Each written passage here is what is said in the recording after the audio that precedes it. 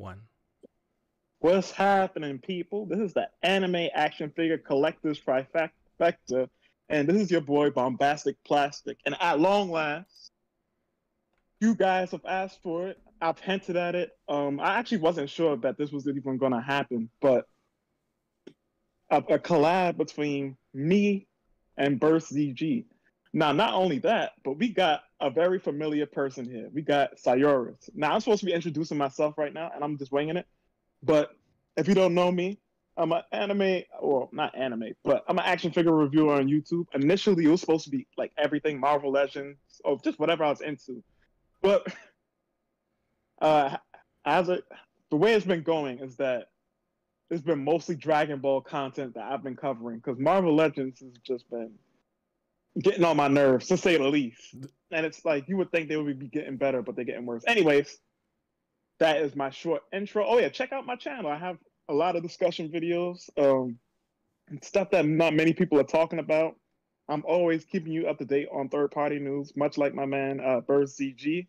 And of course, I have to thank my man Saiorus as well for constantly, since I don't know, he was like one of the first subscribers to even contact me via Instagram. So no, he might be the first. But either way, I hand it off to Saiorus. Yo, what's good? It's Saiorus. Dude, that's just dropping the news in the s.h.figuarts Kong DF third party Facebook group. Trying to keep everybody up to date on the news and whatnot. You know, just doing my part. Definitely couldn't be doing this without the help of these fine gentlemen here. Great guys to talk to, and as always, the only ones I've seen so far that's definitely keeping everyone up to date on stuff that, you know, they love as far as the Dragon Ball community. So I highly suggest that you subscribe to them on whatever avenues of social media that they have so you stay up to date. And with that, I hand it off to my man. Do your thing. All right, appreciate that from both of y'all. If you don't already know, I also like to talk about s.h.figuarts, whether it be, you know, Dragon Ball or upcoming animes. I also like to divulge into the third party space with a whole bunch of these different creators and whatnot. A lot of stuff coming, a lot of stuff to be excited for. If you didn't already see, I just put a video out kind of giving my general experience over the last year. Go check that out after this. And yeah, let's just dive right into this. We're going to be going into talking about many different topics, which one of the first is going to be the roundup for the rest of the year of s.h.figuarts, Kong Studios, Demoniacal Fit, Dragon Ball figures. So with that, let's just hop right into it. All right, so I'm going to hand it off to Saiorus here. He's going to give you the general rundown of all of the products coming between Kong Studios, Demoniacal Fit, and Tamashii themselves throughout the course of the year. Of course, there's still things that they haven't revealed yet, you know, San Diego Comic-Con stuff, exclusives and whatnot. So keep in mind, there are a couple of things that come this year. But with that, I'm going to pass it off to the homeboy. Good look, homie. Appreciate the handoff. So, February, we already know we had Gamma 1 and 2 and Turles. All three were P Bandai exclusives.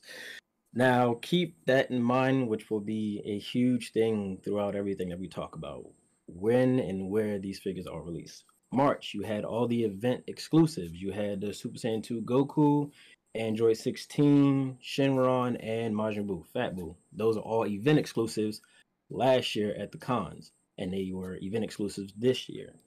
April, we have Trunks coming up, which is a general release. We have the Super Saiyan Vegeta reissue, which is also a general release. You have Second Form Frieza, which is a premium Bandai release. You have First Form Frieza, which is a reissue, along with Awakening Goku, which would be an event exclusive.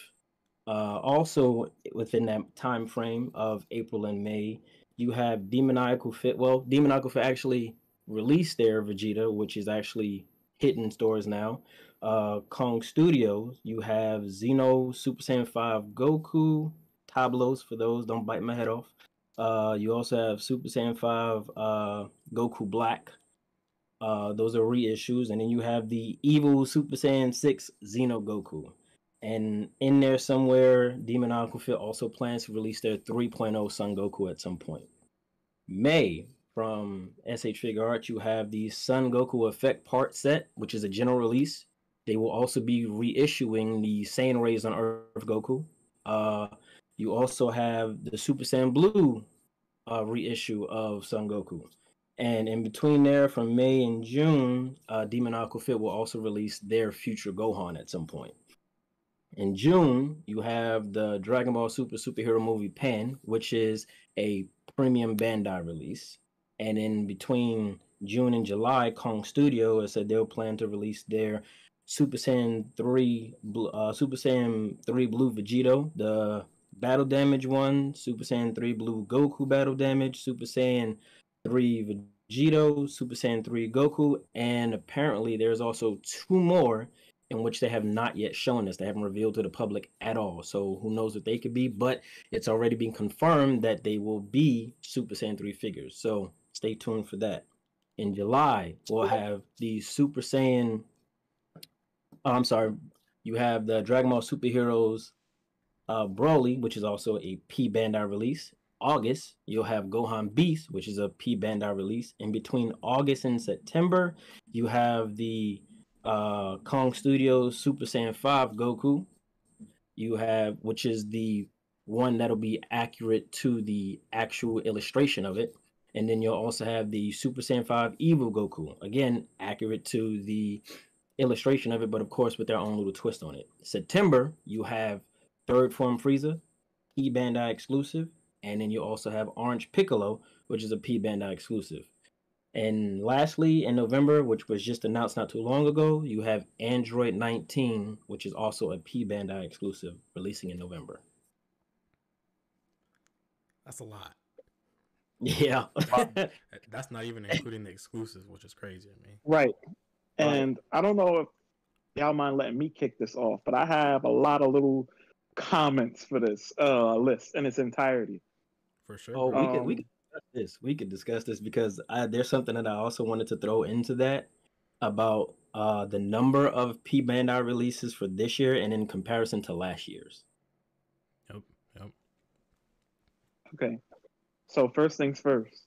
First thing I want to say is that the Demoniacal Fit stuff is really, I think, for April, like the Future Gohan and the Son Goku, the 3.0s for them, is really going to make or break them, I think.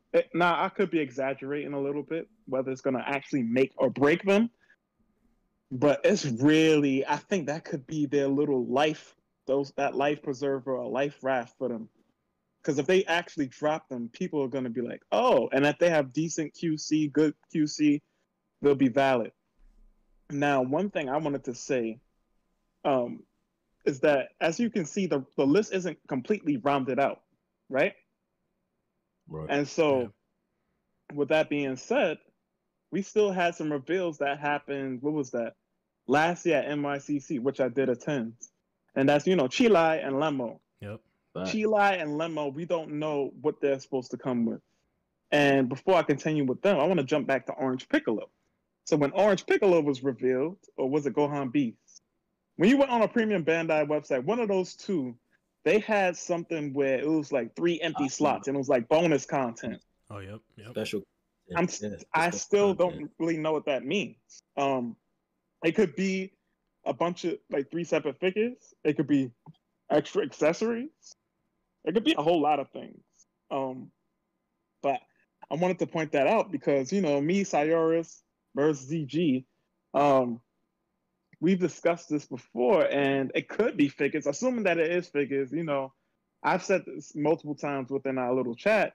I'm saying Yardrat Goku, and Saiorus throws in Mecha Frieza, and Burst, what do you say for a third one? Or if you don't agree with any of those, what do you think? I'm kind of like the wild card. I want to believe that there's a Cell Max in play somewhere. Hey, you know what, Verse? A little theory of mine that I've been pointing out to Bob about that.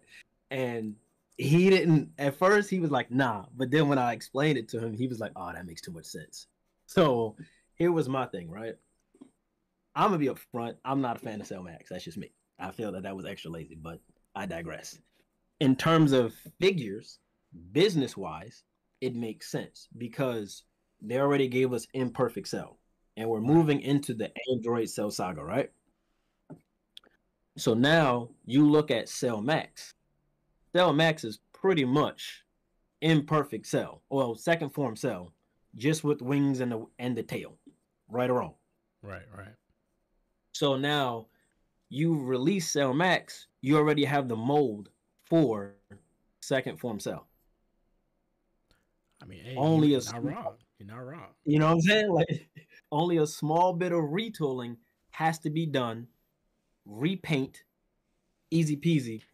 There's your Cell. And then, of course, your rescale. Right. Of course. I mean, that's if they'll even make it that big. I mean, if they make it that big, we know it's gonna be about what? The size of Radiant Vegeta. Yeah. We know that. But it's like to already just have the mold for it done. Cool. Rescale the 3D art for it. Bam, there you go. It's done. Can I throw a monkey wrench in here of my own Absolutely. wild theory? So. This is a reach. You can call me Mr. Fantastic if you want. I believe that there's a possibility, as slim as it might be, and the manga, because it gives it, the Dragon Ball Super manga gives it a chance for things to be rewritten. True. I think if they really want to push it, since Dragon Ball isn't really known for not showing off form, it's never like, oh, if they always show the maximum power 9 times out of 10. Factual. Where I'm going with this is we'll get a perfect Cell Max at some point. That's crazy. I know because it's a reach. Hey, it's a reach. Listen. But you can't.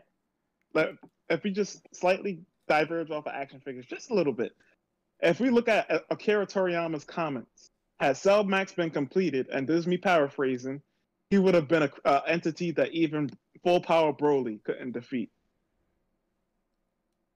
That's too much hype that you've given him to not show a completed Cell Max. That's my opinion, though.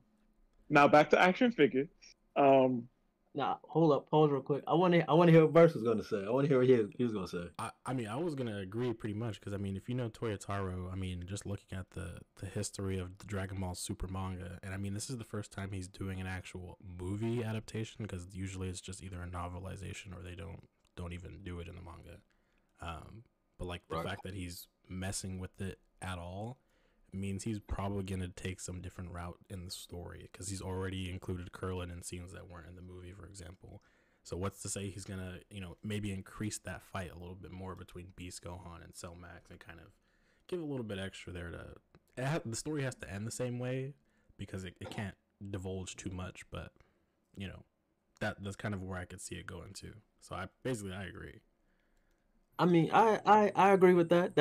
That's real. But the only thing that gets me with that is looking at the manga, how it's after, they show everything with Krillin, it's pretty much a 1-for-1 after that. You know what I'm saying? Like everything pretty much now is just guesswork. It's like you're going to show little differences here and there, but everything else is still going to pretty much be the same. Like, I'm going to keep it a buck, right? I was even expecting to, or hopefully, I was hoping to see, him touch on the Gammas a little bit, their creation and all that stuff. Nothing happened there, right? It literally just went the way of the movie. Fair. And we know this for a fact. They're good at hyping stuff up. Notorious for hyping stuff, and a lot of stuff just don't fall through. Right or wrong? In this particular instance, I'll agree with that because it is a pretty 1-for-1 adaptation for the most part so far. Nothing too bonkers has happened to where it's like, oh my god, it's like, I don't know, just hypothetical, Orange Piccolo and Beast Gohan fused or some shit. It's not anything super crazy yet. Hopefully. So I mean, that's just you know me. I'm not gonna get my hopes up. I mean, do I want to see it? Absolutely, wholeheartedly, definitely want to see it. And Mom, you know me. I always want to be wrong. you know me. I always want to be wrong. But I have a 98% track record so far. Since you and I have been talking, I have a 98% track record. So it's like the only thing this man was wrong about is he didn't think that they was actually gonna retool the Gohan Beast. I was like, yo, bro, they're gonna make his outfit ripped. And he's like, nah, they're not gonna spend money to do that. I was like, watch, bro, watch. And then they revealed Gohan Beast, and he had the ripped outfit. They even gave him the soft goods. Oh yeah, let's talk about the soft goods real quick, and then I'll hand it over to somebody else because I know y'all not here to just hear me talk. Guys, that torso cut for Gohan Beast and Orange Piccolo is under the gi. So their gi now, moving forward, is probably like for characters like Goku and Piccolo that have the shirt with the gi. It's going to be soft goods, and then the ab crunch is, or the diaphragm joint, whatever you want to call it, is going to be under that. And this is supposed to make the range of movement a bit better. I don't know how much. We're going to see once we have it in hand. And I do the reviews. Yeah, as So well as BurstZG. to piggyback off that, right? So I've been collecting for a long time. It's telling my age a little bit, okay? So I've been collecting since 2011, right? And what Tamashii nations are known to do, when especially just Bandai in general, all that, they're known to have, I will say that circle of life, right? They'll start something, of course, re-innovate and re-engineer things, and then literally go back to something that they started with in the beginning before. So the soft goods for the gi, right? That's something that they did with their Street Fighter figures. A lot of people didn't even know they made Street Fighter figures. This was when the Wii was out. So Smash Brothers was like the all crazed hype, like it was booming like hard. Smash is always a huge thing, right? So when it came out for the Wii, they started releasing figures for that. Not necessarily just for Smash, but characters that were in Smash Brothers. So Ken and Ryu, if you have those figures, like I have Ken myself. The gi is soft goods. It's all soft goods. It's perfectly fine, right? And doesn't hurt the articulation, doesn't get in the way of it, any of that at all. And even when I started collecting, Dragon Ball figures back then, that was one of the first questions I had. I'm like, why don't they just do the same thing with Dragon Ball figures? Just have it, articulated underneath the shirt. And here we are now, years later, and that's what they're doing now for these new figures for Gohan Beast and Orange Piccolo. So, as Bomb was saying, that articulation is there. It's just underneath the soft material. It's like a soft rubber material. Like my only worry with that, which really isn't a concern, because like I said, I've had this Ken for a long time and it hasn't faded, it hasn't crumbled, nothing. It's really good. It still holds up to this day and age. Like I actually wanted them to make Dragon Ball figures like how they did the Street Fighter figures. So nothing to worry about, nothing to fret. Hopefully they don't make it a solid thing, which it shouldn't be, which in the pictures you can see that actual ab crunch cut underneath the gi. So just keep that in mind. Piggybacking off of that too, we can kind of take this into the third party spectrum too. Whatever the body ends up being, like how it looks underneath completely, how do you think that'll translate into the third party space for people like Demoniacal Fit or Kong Studios? Do you think they'll take advantage of this newer body potentially and make like a better shirtless version of a character, for example? Or do you think that they'll still continue to do their own thing? Oh, absolutely, bro. Oh, do you want to go? I'm, Should I go? I'm gonna let you go ahead, Bomb, because you know how I feel about this. I'm gonna let you go. I'm going to hold tangent. Okay. So me and Saiorus talked about this, and one thing I will say is that I don't even want to say this, but for all intent and purposes, I guess you could consider me Team Tamashii. But one thing that's really going to separate Tamashii from third party going forward is that third party, I don't think it's going to attempt the soft goods route. That's just too risky for them. I don't know if they can get the material right, so it's not tearing after like a couple months. Right. Like Saiorus said with his Ken, it's still holding up to this day. I don't know that third party is ready for making a material like that or getting the fibers or whatever plastic or rubbery material that they use for the soft goods. They're not ready for that yet. If I was them, I would just stick to the cuts, like sculpting the clothing and putting the cuts in the abdomen. Now, what I will say is that, damn it, I forgot. I just had it. I forgot it. Third party. You said, oh yeah. Do I think they would take advantage of the shirtless gi? Maybe. You see, the thing is, I think they. Okay, so this is twofold. Kong Studios will. Demonical Fit will just do exactly whatever Tamashii is doing. They very rarely stray away from what Tamashii is doing. Kong Studios will look at what Tamashii is doing, and then they'll put their spin on it. Now, we could look at this boldness with their Super Saiyan 4 body sculpts. Well, I think that Super Saiyan 4 body sculpt / Super Saiyan 5 body sculpt, not the new one that didn't come out yet, but like that was the one that was on the Xenos. I think that it's okay. I think the best thing that they have over Tamashii with that sculpt is the fur texture. By far, I think the fur texture is definitely better. But in terms of the actual sculpt and proportions and that tapered V waist, I think that sculpt has like droopy shoulders, in my opinion. And I think Tamashii has the very broad shoulder look down for Super Saiyan 4. But in terms of taking advantage of the sculpt, they'll take advantage of the shirtless sculpt, and then they'll alter it in their own way. Like, you know what it's like?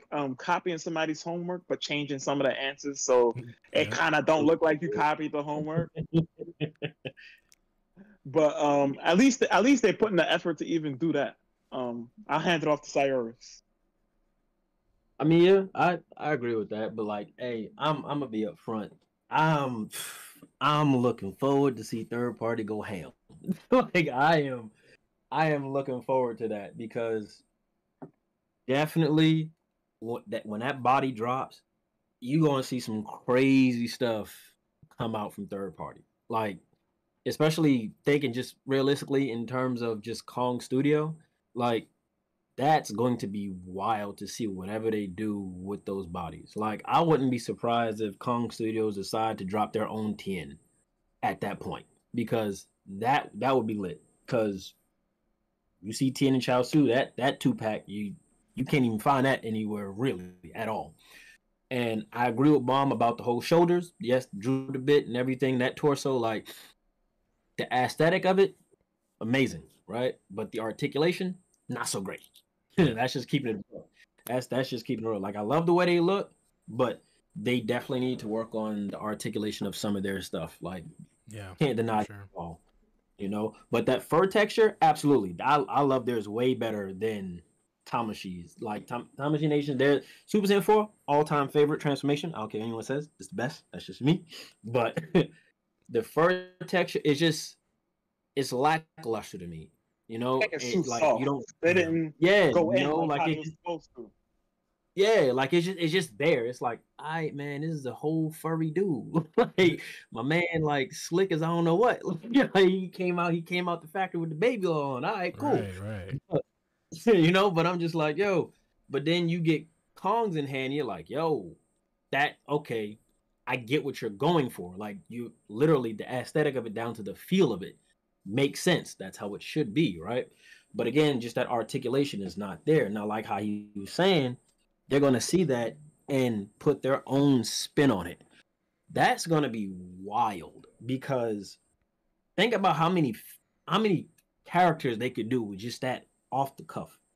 Like, one of the biggest thing I've harped on, how do we not have like a full-on enraged Super Saiyan Awakening Goku? We ain't got that yet. And I'm not talking about, like, we got this re-release coming up, right? With the event exclusive that's coming up in the end of next month. Yeah, we got that. The ripped gi, the ripped shirt, and all that. Cool. But if you actually go back and look at those episodes, Goku is jacked. That's what I'm saying. Like, dude is swole. Like, I don't know what. Like, there's one particular scene where he tells Frieza it's done. He's like, I'm good. I already beat you. Your power level is draining. Your pride is hurt. Oh, and then when you see him breathe, take a deep breath, and go back from Super Saiyan to base, dude, he's shrink. Like, it's an astronomical difference. His shoulders, like, dude, like, my man can't walk through a door frame. Like, it's wild. So it's like, yo, we haven't gotten that as of yet. And I just think to myself, like, yo, if they really wanted to go ham with that, bro, they could take that body and make finally full powered Frieza. Oh my god. Facts. Man. That's yeah. Now I'm mad right now. Now I'm mad. Now I'm mad. Like, bruh, if they were to do that, I would lose it because again, how do we not have a full power Frieza at this point? Like, cool, I get it. They working their way through the sagas, right? Right. Cool. Which again, in the release is something else. They tease Mecha Frieza. You know, we'll talk about that later. But it's still like, yo, we have nothing on him at all. Like, period. And this body that's coming out, that's an easy win right there. If they decide to jump on that, like I'm not so much expecting Demoniacal Fit to jump on and stuff when it comes to their own little original releases. Like I hope they surprise this year. I'm not even gonna lie. It's just we all know they're the render kings and they have a lot to like put out that they have yet to do so. And actually, their Super Saiyan 5, they just showed a new render for it, and they made changes, which are weird and weird changes, and apparently, man. And then the pre-orders are going up pretty much sometime this upcoming week. They're gonna go up at some point. So be on the lookout for that stuff. But it's like there's a lot that they should have done already, should have released, but they haven't. So I'm really like Bomb said, I'm really not expecting them to really venture off and do their own thing like that so much. But Kong Studio, on the other hand, bruh, the sky is the limit for them, dude. Like it's, oh my goodness, like it's too much. It's too much that they could do because the legs, easy. Okay, cool. We got the body, Vegeta legs, bet. There you go, full power Frieza. That's it. Now I want to bring back a conversation that we had in our little chat talking about Demoniacal Fit and Kong Studios need to step away from just doing Saiyan characters. Thinking about it. Yes. The fact that we're getting this Piccolo body, if somehow, some way, and a Demoniacal Fit really could take a good standing if they did this because they're really good when it comes to replicating official parts. If they manage to take they manage to take Orange Piccolo's body, somehow use that as a base to recreate, Android 13 when he's in his big transform state. I'm telling you, like, that's an instant win for everybody. People are asking for all these different characters, and it's like, yes, Saiyan characters are cool, but you have a wide plethora of characters you can choose from. Like the Bandit Yamcha that you showed, Demoniacal Fit.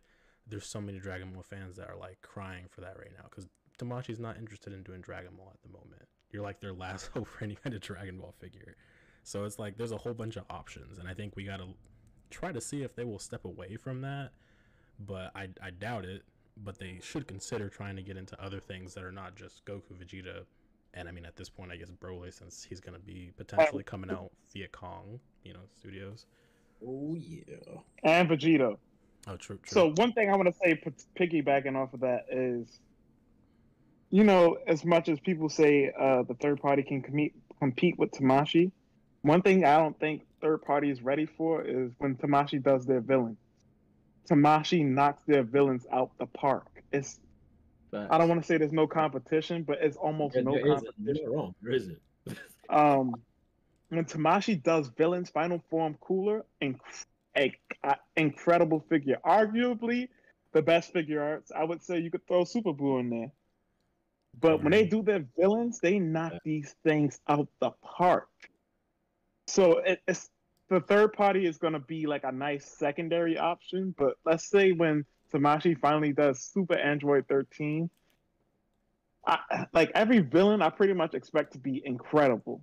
And this is I want to stay on the third party because that's one of our topics.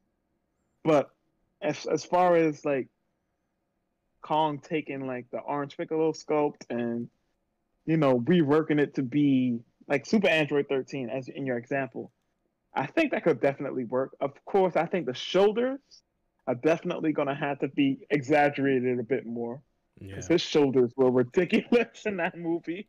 True. Yeah. Bruh. I'm sure the head sculpt they'll have down fine. I mean, the head sculpt, that's a Vegeta, realistically. Vegeta with fangs. Yeah, for all intents and purposes, It's Vegeta with fangs and blue skin. Yeah, they could just take the Ultra Ego head sculpt and fix the hair. That's literally what it is. But I think that was a very good point. Venturing off to do non-Saiyan characters, I think I get the idea that they're either being lazy or they're just not confident in sculpting those kind of more weird body types And to be fair, not a lot of them are weird. Like only things that I could think of weird, kind of weird off the top of my head. Maybe Janemba. That's like the weirdest one. And maybe Harudagon. But that would be a super bold release. A super bold. Who was it that made that Omega Shenron that's on 5K toys Oh right now? yeah, I forgot about Because that. that one was a risky one. Because I mean, the body proportions are a little bit kind of wacky, but I mean, for some people, it really like is doing it for them. Some people, not the gray one on there, but I think the original one that came out that was the actual colors. People seem to like that one, despite it obviously looking a little bit weird. But if that was made in today's standards, it probably would look a little bit better.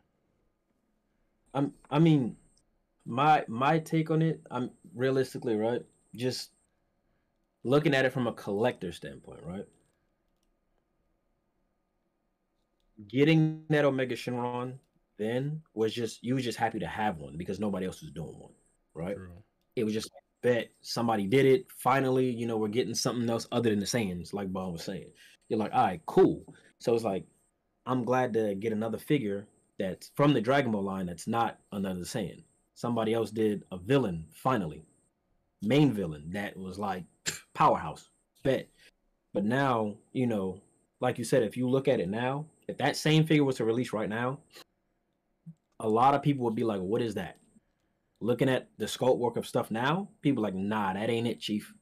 So in terms of third party doing other things other than villains, now looking at it from the business side, right?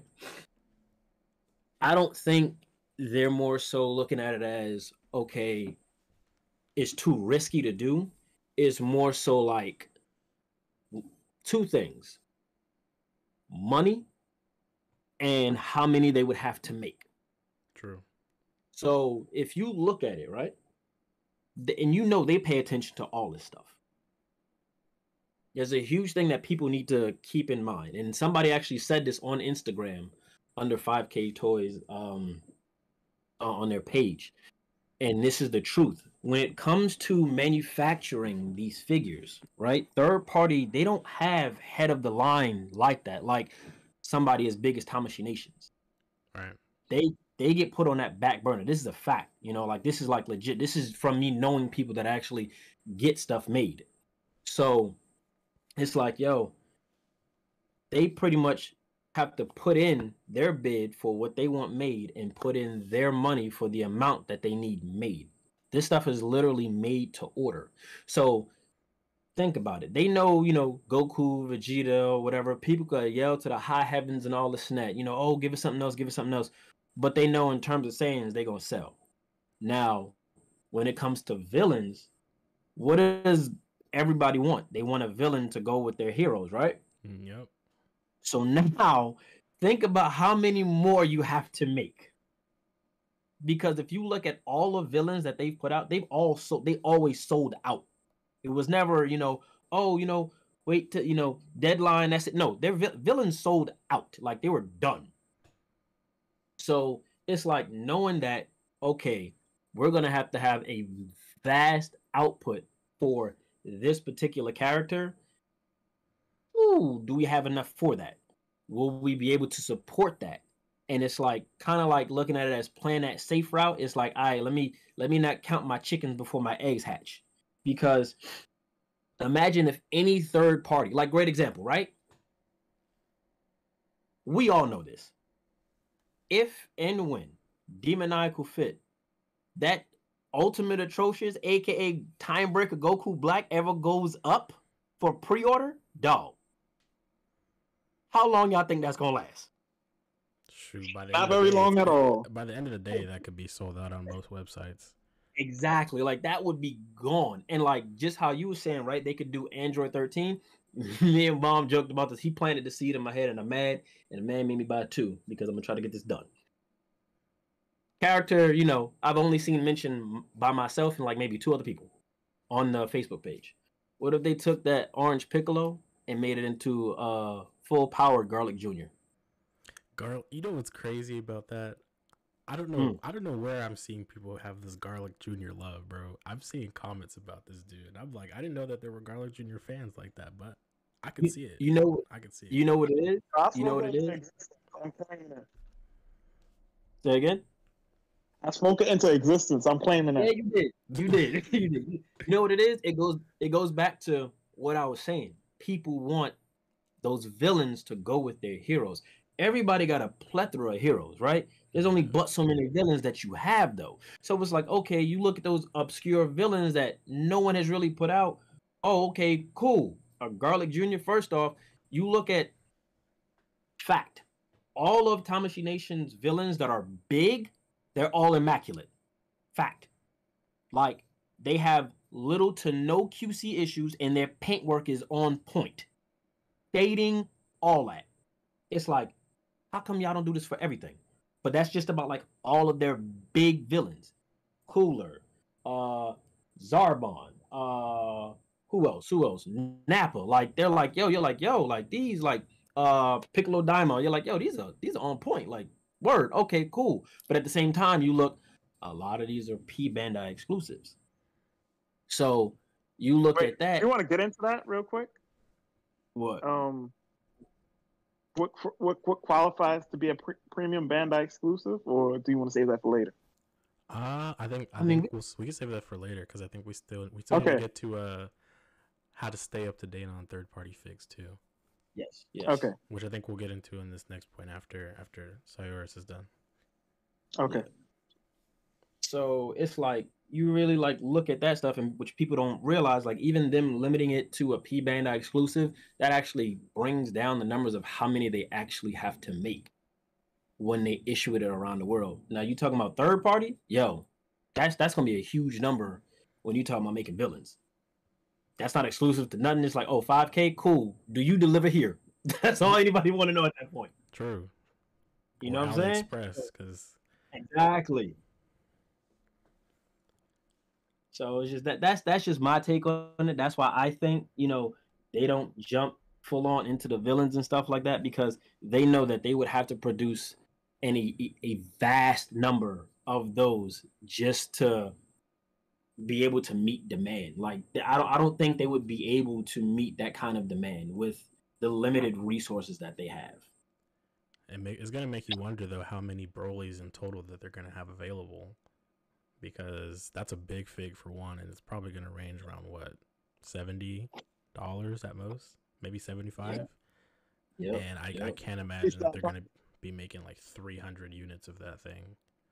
It's just too big to produce that much quantity in that short amount of time, unless they're planning to keep making them throughout the year and release them later next year or something like that. But I guess we'd have to see what their production is like for that. But I think with that we should get into the next topic so we can get people, getting the knowledge of how to stay up to date on third party fig news, where to go get that stuff and all that good news. Where would you guys like to start with that? I'm gonna go ahead and just throw this out there real quick. First off, follow these two gents. Absolutely, that's what you need to do. Follow these two gents on YouTube, Instagram, TikTok, everything. Follow them on pretty much whatever social media you have. These two lads are on there, like hands down. Like out of I've been collecting for a long time, and there's only but so many I've seen that are actually doing, where to start from, showing the differences and telling the differences between each company and talking about in terms of quality and all that. Yo, BurstZG and Bombastic Plastic AF, these are the two gents that you definitely want to follow, like hands down. If you're not following them, you are doing yourself a disservice. I wholeheartedly mean that. Another thing is, 5K, they put up their Facebook page. Definitely follow that. There's several different communities and ways to keep up with that. And I'm opened up my own Facebook just to follow that.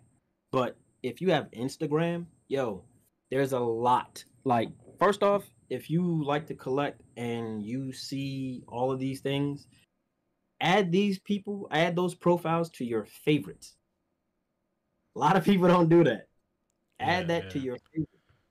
So that way, whenever you open up Instagram, you can go ahead and hit that tab, go right over to it. It says Instagram in the upper left corner. And once you hit the drop down, it'll say favorites. You hit that, it'll show all the postings the recent postings of anyone that you have listed as your favorites.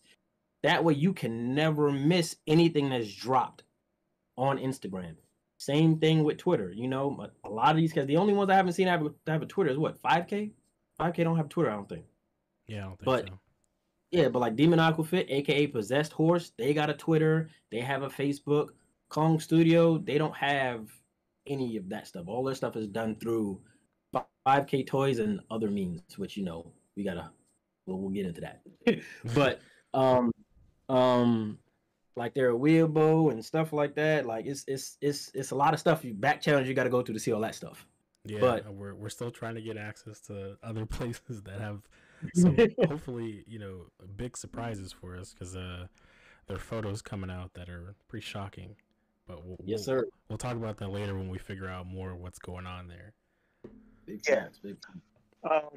In terms of the specific pages to follow, I'll probably maybe because this podcast will go up on both my channel and Burst's channel, so definitely you follow Taunton Art Toy, you follow Demoniacal Fit, you follow 5K Toys.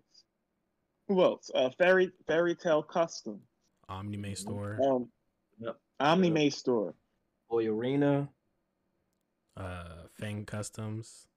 Char 19971 is also the person that works on the DL custom stuff with Fang Customs, so follow that guy as well. Right now he's just posting art, so whenever you see him post like art, it's just him kind of doing his own thing right now. But they are working on base Gohan with the glasses and Super Saiyan 4 Goku and Vegeta faces apparently, so be excited for that, because I know a lot of people Piccolo as well, right? I don't know, but there were like prototypes of it, so I would assume it's still in production, but he hasn't said anything since. So hey, hint. I'm gonna just say this, right? The last word I got was, "We're really busy." Okay. Ooh, they're cooking. they cooking. That's the last word I got. So the last word I got was, "Hey, we really busy." So we'll let you know later. I was like, "All right, cool." For sure. How do you pronounce this man name? Q-Lam? Q-Lam? Yeah, QQ Lam. yeah, QQ Lam. 1, 2, 3. Yep. Yes. I will say, follow him. I've seen that his stuff has been being sent out to people, and I know that like there was the drama surrounding him a little bit. I think it's just the website that he's going through that may be providing a little bit of problems. I feel. I think it's like Actually, Poke Gallery or something, right? Nah, it's not Poke Gallery. Poke Gallery is actually Poke Gallery is legit. Like you actually, it's better to go buy his stuff through Poke Gallery, because you'll get way more updates via Poke Gallery via him himself. So Gotcha. the issue with him is it's like him and like maybe 3 other dudes, and they're exactly So imagine having to fill all of these orders, and it's 4 people. Right. So you're being bombarded with a plethora of comments from every avenue, from the east and the west. So I can imagine how stressful that is. Yeah. So it's not to like, it's not to defend him, because like no denying he can do better. Like there's no denying that he definitely can do better as far as like, giving those updates and everything like that. But it's a lot when it's literally you and 3 other people doing all of this stuff, and y'all are sitting here putting everything in through the factory, getting everything made, buying the resin, all this stuff. Like it's a lot, but it's just it's what a lot of people didn't realize was a lot of people were getting scammed by people making up these fake Gmail accounts. Yep. There's a lot of people that are doing that for different creators too. I think Thompson Art Toys had one that's like started messaging people like DM me or email me like. Yep. So it's like if you see anybody that if you follow any of these people, especially on Instagram or Facebook, and they have a Gmail, they'll tell you, oh hey, email here at whatever that person's name at gmail.com. Look for the subtle differences in that person's Gmail that they're sending you and the actual account name. It's going to be entirely different. It's not them. There's somebody else trying to scam you to get money out of you. A lot of people actually got scammed thinking that they were talking to QLam, and he was like, I don't even know who you are, because he actually has a spreadsheet of everybody that's placed an order with him.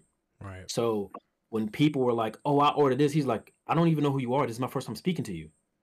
People are like, well, isn't this your email? And he's like, no, I don't give out my email. Yeah, see, and I gotta give it to Saiorus, because when I initially even started hearing about QQLOM, I was like, I don't know, bro, this guy is seeming sus. And he kept telling me, he was like, nah, he's trustworthy, you know? So, I mean, it's good to see, like, the orders got out to people, and people are happy with what they got, like the Yardrat Goku kit, the Super Saiyan 3 hair, Goku Black hair. Those look really good. Super Saiyan God hair. I like Yep. that one. I like that one. That Super Saiyan guy here looks immaculate. Like, oh, he just sent out the Trunks kit too, Oh, which yeah, that looks one looks, insane. yeah, it looked really good. Like, I the was like, stuff yo, I is, didn't even know he put that out. I was like, hey, bro, you left me in the dark. He I was like, yo, but it was fire. Like, yeah, and like in the the Yard Rat one that's I think that might still be up, if I'm correct, on a Poke Gallery. And again, there's nothing wrong with Poke Gallery. Poke Gallery, like you're good. It's good money. It's straight. I've ordered through them several times. It's good money. You ain't got, especially if you have the app. What is it? Shop. It'll show yeah, all that stuff. Yeah, you know up on shop, that's all legit. It shows whatever you order from them up on there, and everything goes through, and you good to go. definitely. And I do have my little list here of all these other third party creators, because if you didn't already know, like I mentioned in the beginning of the video, uh, I made that 1 year video talking about my experience, and I did list like a whole bunch of third party creators. So let me just get my list real quick, and I'll go over everybody that we haven't said either. So we got AJ Customs. He does pretty good work on a lot of different stuff. I think he's done the Second Coming Broly movie Gohan outfit along with the Buu Saga early fit. Yep. There's also another Go. I did the creator. leggings symbols. Yeah, there's another creator that's also doing that same Gohan kit, but I think he gives you the shoes too. He's in one of the different Facebook groups. I gotta go find it, but there are other people doing the same stuff sometimes, so just keep that in mind. There's the B Customs guy. I think he just does commissions. There's the TK DIY. He's doing those Ultra Instinct heads. Yes. I don't know when he's putting the Kefla stuff up. He so after these orders get done with the Omen and Ultra Ink stuff, the Kefla stuff is gonna go up after that. Okay, got it. Yeah. And I mean, we could mention AVT Customs. If you like the shading and stuff that he does on the figures, I mean, go for it. But I know that that's not really everybody's cup of tea, and there's a whole different batch of, let's just say, interactions with that particular creator. So it's really up to you how you feel about it. But those are some of the other ones that I've noticed. I'm sure there's like many more that I'm not remember off the top of my brain. But if either of you guys have more, for sure list them. Well, I want to say one thing real quick about APT Customs, and just I haven't bought anything from them. But one thing you mentioned, that might not be everybody's aesthetic, but when Tamashii first started making s.h.figuarts, they were akin to that shading. That's the shade. That's the type of shading and deep shading that you got on the outfits. Yeah. Now, as the engineering improved, I noticed they fell back from that. Hey, bomb. I think you should save that for a specific topic we get to. Oh, because my that bad. falls to play with that topic. Now you good. I get where you're going with it. It's what you're saying. It falls right in line with that. Trust me. All right, but just additional stuff to stay up to date. I mean, again, following the stores that sell the stuff is important. If you don't follow the stores like 5K Toys, for example, 5K Toys is really good. When they get an update from Kong, they'll make a post. Like if it's not on somebody else's Insta page or YouTube page or community post, whatever, 5K Toys is gonna post it. It could be at freaking 11 at night for all we know, 5 in the morning, who knows? But they will post an update saying XYZ happened with Kong, and pre-orders go up here when or there. It's good to just follow them for that very moment. Same with Omnime. While they're really slow right now, they do send out emails as well saying, "Oh, we're running out of stock," or "Don't be too late." And it's important. These things go away. They don't come back all the time. These are third-party figures, third-party accessories. there's no guarantee they're gonna come back. So if you miss out, you miss out. There's no guarantee. Like the DL custom stuff, I know a lot of people were waiting for like full final product in hand images, but I think once you saw the first prototype into the mid prototype, you should have been like, okay, they got it, they nailed it down, that's what I like. I'll go ahead and pre-order it, because once it like started shipping, it was gone. There was no getting it. While it did appear on a few oh, go ahead. No, I was gonna ask, can I piggyback off that real quick? Yeah, go ahead. Hey, that's another big thing. I understand, nobody wants to waste money. Wholeheartedly get that. Money don't grow on trees, especially grilling back from COVID and all that. Everybody gotta have everything in play. Right. But it's like, yo, you collecting that wait and see approach. Look, man, I can't tell you how many people we've seen collectively miss out because they were taking that wait and see approach. Every time. And just to add on, recently, I just did an update video on, how the beginner's collector's guide. Check it out after this if you haven't. Shameless plug.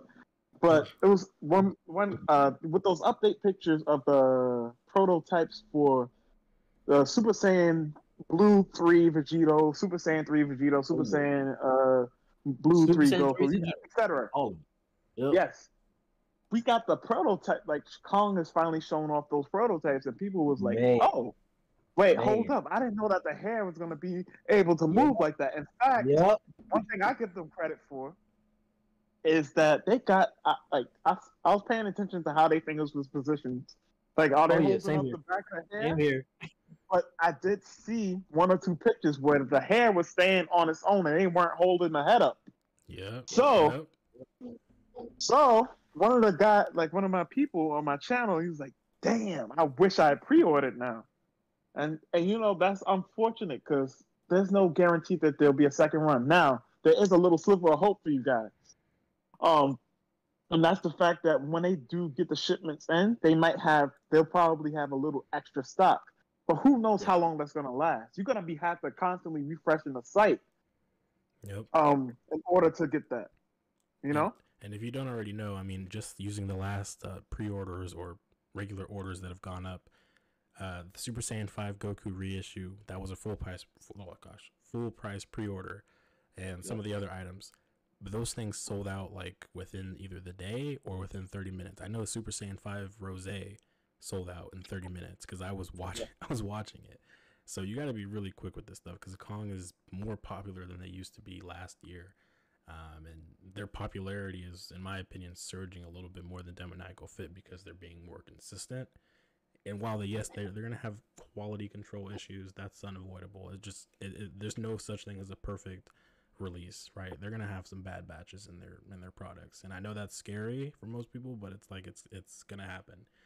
A broken hand peg, it can happen to anybody, whether it's Tamashii, Demoniacal Fit, Kong Studios, or somebody else that's making their own figure. It's possible. Hey, to add to that, man, like you said, there's no, like, none of them are perfect. And y'all have to keep in mind, right?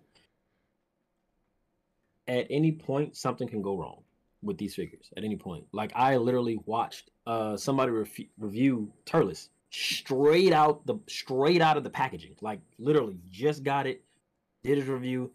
First time even fiddling it, getting out the brown box, getting out the regular box, cool. The left shoulder peg for the shoulder pad was broke. This is an official release, was broke. He was like, yo, what's wrong with the shoulder pad? And realized that peg hole for the shoulder pad was broken. And again, I say that's official release. So it's like, don't sit here and think like, hey, third party, they're gonna have more QC issues than official. Like, no, there's official QC issues with certain figures from Tamashii Nations too. Like, a lot of people, when Imperfect Cell came out, how many people have broken Imperfect Cells? A lot of people like, yo, the hip broke, or yo, the shoulder broke. Like, what just happened? And those are straight out of the box. Just got it in the mail. And people's like, yo, what is going on?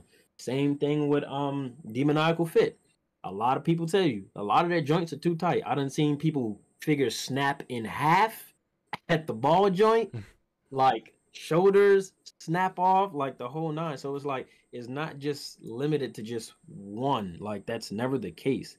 It's just more or less like, yo, just know in this industry, you know, in collecting in general, you're gonna have QC issues. It's not just one over the other. Now, Yep. if it was like a plethora of every time, you know, hey, they release figures, they were just trash, something's always breaking, then you're like, all right, cool, that's a whole different story, right? But that's not the case. You get one and twosies here and there. So don't base that off. Don't base that one bad apple, and that's just everything. That's never the case. You selling yourself short if that's what you do. Exactly. Also, I want to piggyback real quick. Sorry, Burst. You good? You good? Um, and you're talking to someone right now, Bombastic Plastic speaking. You're talking to someone who I actually hated Kong Studios for a little while. If you see my Ultra Ego Vegeta review, I was hot because my girlfriend had actually got that Ultra Ego Vegeta for my birthday, and I convinced her to get it. She's like, "Oh, you got too many figures or whatever." But those are side notes. But she got that for my birthday, and so when that wrist peg snapped, I already had bad experiences with Kong Studios. That being like the Limit Breaker Super Saiyan 4 Vegito. I had that. One leg was shorter than the other. The neck peg snapped. And so like my experience with Kong Studios was becoming a bit biased because I'm like, why is it every time I get a Kong Studios thing, it seems to break on me? Now Demoniacal Fit, funny enough, I've always had good experiences with. Tight joints for sure. I would say heat it up before you start playing with it. Yup. Now I'll give Kong Studios credit because the one thing that didn't break on me, I had the first run of that Black Gi Vegeta with the orange shirt under.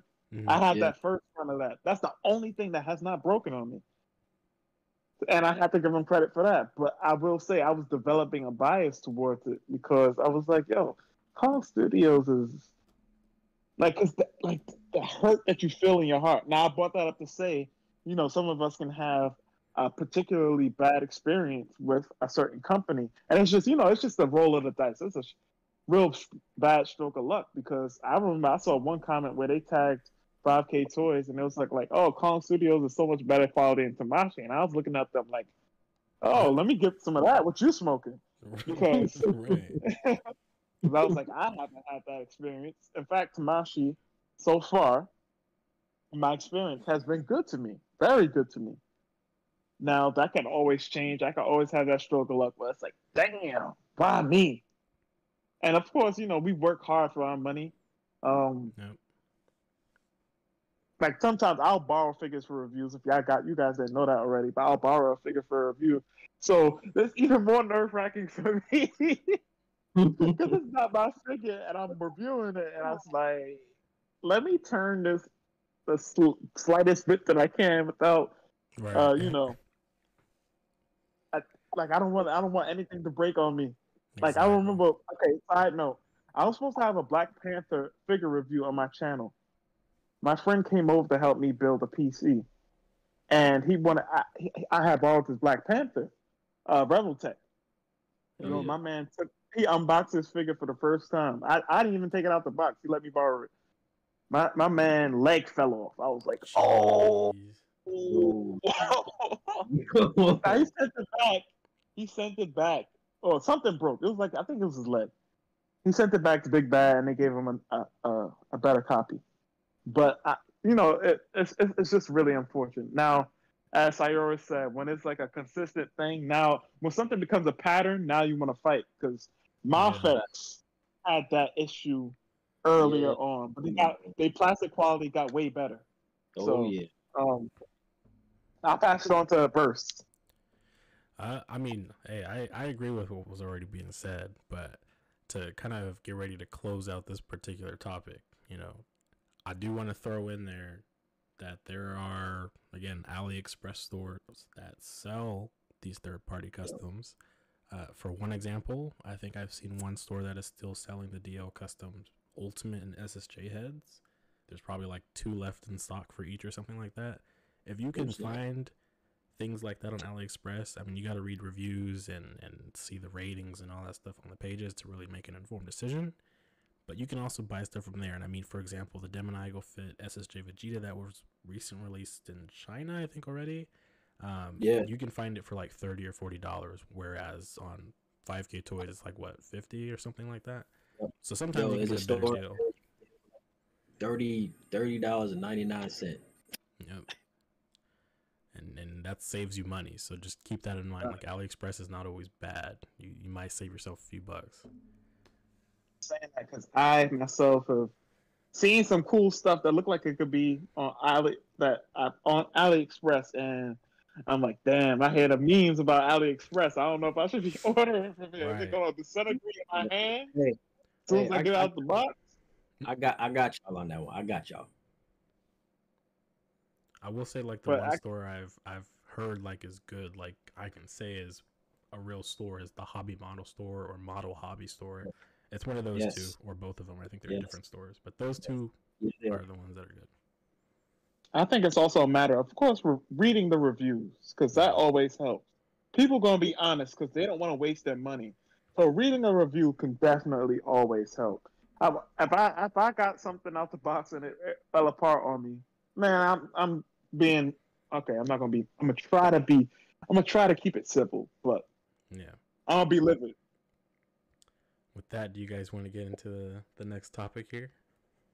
Oh yeah, this gonna be. What is it? I think this one's gonna be the quickest one ever. yeah. So, for those that don't know, we're just gonna quickly go over the difference between Kong Studios and Demoniacal Fit. The fact that they're two completely separate third-party entities. They're not the same thing.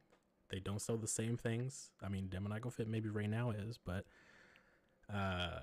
typically they're far apart doing their own things. Typically, but can I lead this one? Yeah. Hey, you know what?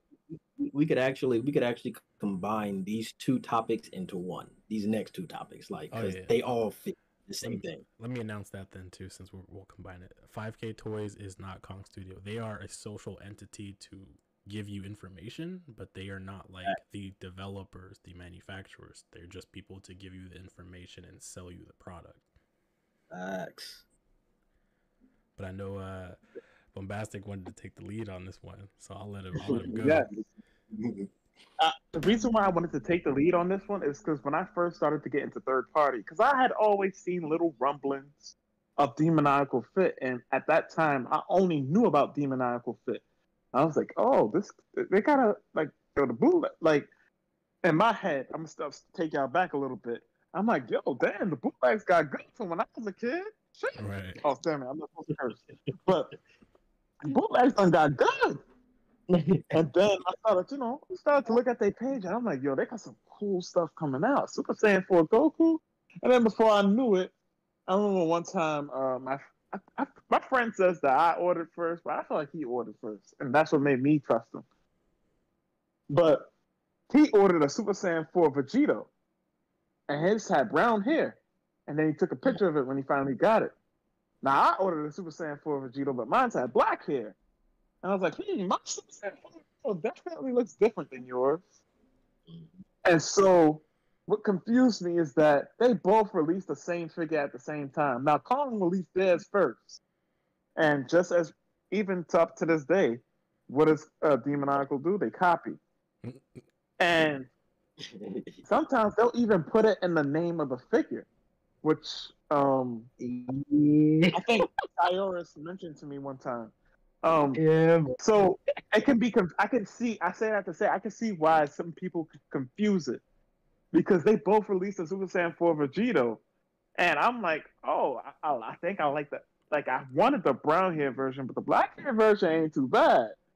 So I ordered the black hair version. I got this. They had a killer. That flash effect was awesome. I gotta give them credit for that. Yeah, it looked pretty cool. Yeah. So like when they both released at the same time, and I was just getting into third party, I could see how you could confuse the two entities. But at this point, Kong Studio is doing something way different than Demoniacal. I think we touched on this briefly earlier. Demoniacal, and I was supposed to do a YouTube short on this. Maybe I'll do it after this recording. But the Super Saiyan, they've reworked their evolutionary Apex, which is supposed to be their version of Super Saiyan 5 Goku, or as a lot of people like to correct in the comments, Tablos. I'm not even gonna call that one But Tablos. It didn't even look like it anymore. but Yo, it, Tablos, I want yo, to tell you guys, they don't even have the Tablos logo got on the the shirt earrings. anymore. Yo. Tablos has the earrings and is obviously Tablos. Now, when I mean obviously Tablos, you guys, everybody has to remember that gentleman Tablos. I feel bad for you, bro. But everybody took that design and made it their Super Saiyan 5. Everybody and their mom took Yep. that design, and the silver hair, gray hair Yep.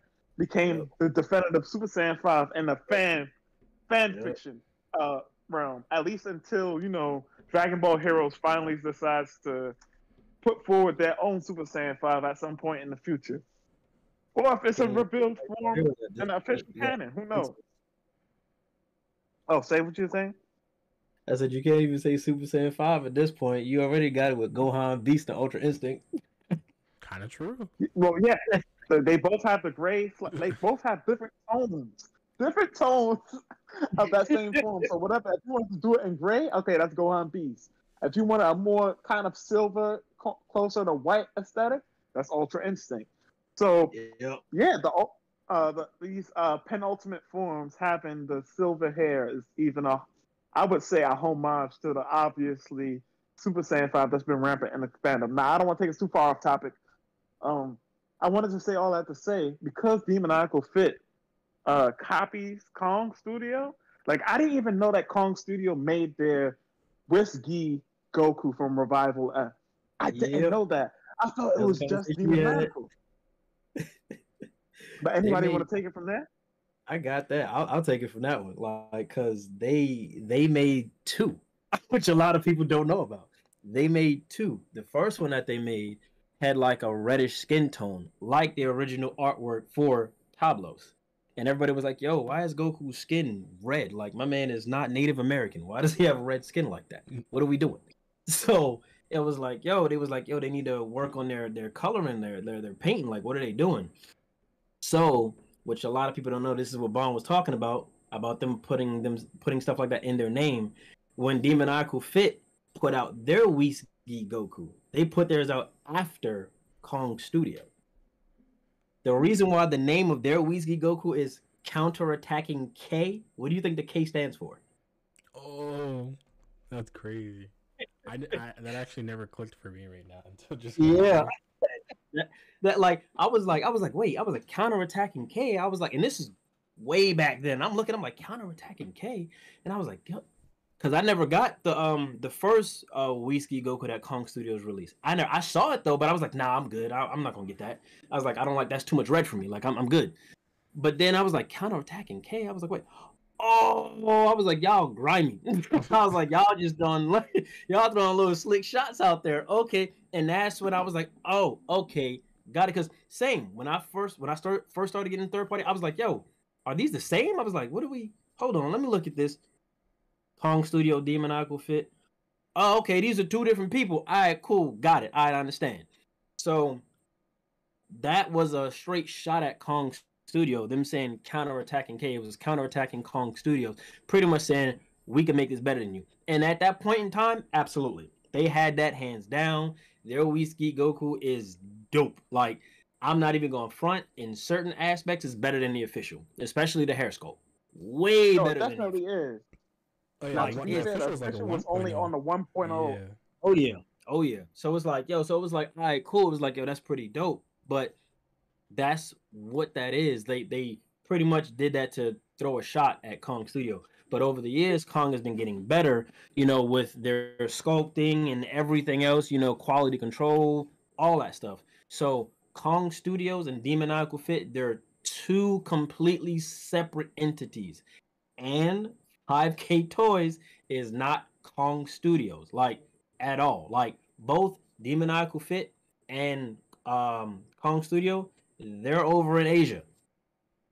5K Toys is in Cali. Yep. Like, Yep. two completely different, well, three completely different places. So don't get mixed up in thinking that, okay, hey, Kong Studios and Demoniacal Fit is one and the same. I'm about to say something that's probably a slick shot. It is more than likely, but easy way to tell them apart is Kong Studio is more so going to show you a render like maybe like 3-4 times of the figure that they announced that they're going to do, and then you'll get an actual image of the figure in hand. Yep. Demoniacal Fit, not so much. You won't get about 18,000 renders and a prayer, a wish, and a hope that you actually get to see something in hand and hope that it doesn't quietly get canceled. You know what? Just while we're on that subject, I'll say two things. The first thing is about Demoniacal Fit. I don't know if anybody else noticed, but I noticed it. Demoniacal Fit deleted that base Goku picture on their page. I don't know why, but that it's not on there, and that Get out tells of me town. that's kind of weird to me, because if it's not on there, then why? What's going on with their base Goku? You know what I mean? Like, why wouldn't you keep that there as a progress photo? Because that's the only progress photo you've got. So. Oh wait, I still see it. Martial is forever, right? Do you still see it? Because I didn't see it when I was looking earlier.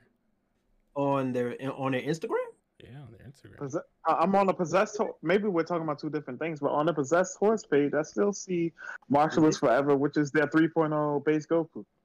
They actually I got still see 3 it there pictures up there right now. You got the original one, the one for the pre-order that says coming soon, the one of him on the stand shooting in the Kamehameha pose, and then another one of him charging it with the gritting teeth. Nah, there's supposed to be a picture of it actually, like the model though. Like, it was a great picture. Oh yeah, the model. That. Yes. It's gone. It's gone. Yeah, that one is gone. So that's their only progress photo, which to me means like if you're deleting that, like something's going up.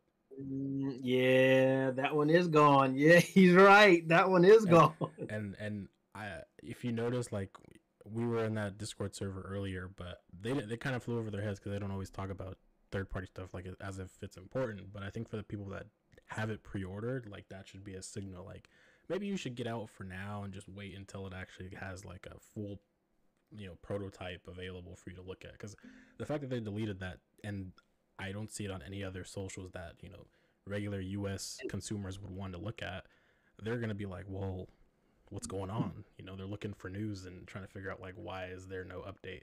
And the only update that they have for that base Goku is gone, and Future Gohan hasn't gotten anything. Which is crazy. Oh, because can I say one thing? They still have it up on their Twitter and their Facebook. They still have it up. Interesting. I don't know why they took it down off their Instagram. But to touch on what you were saying about Gohan, I talked to Bum about this a while ago. Yeah.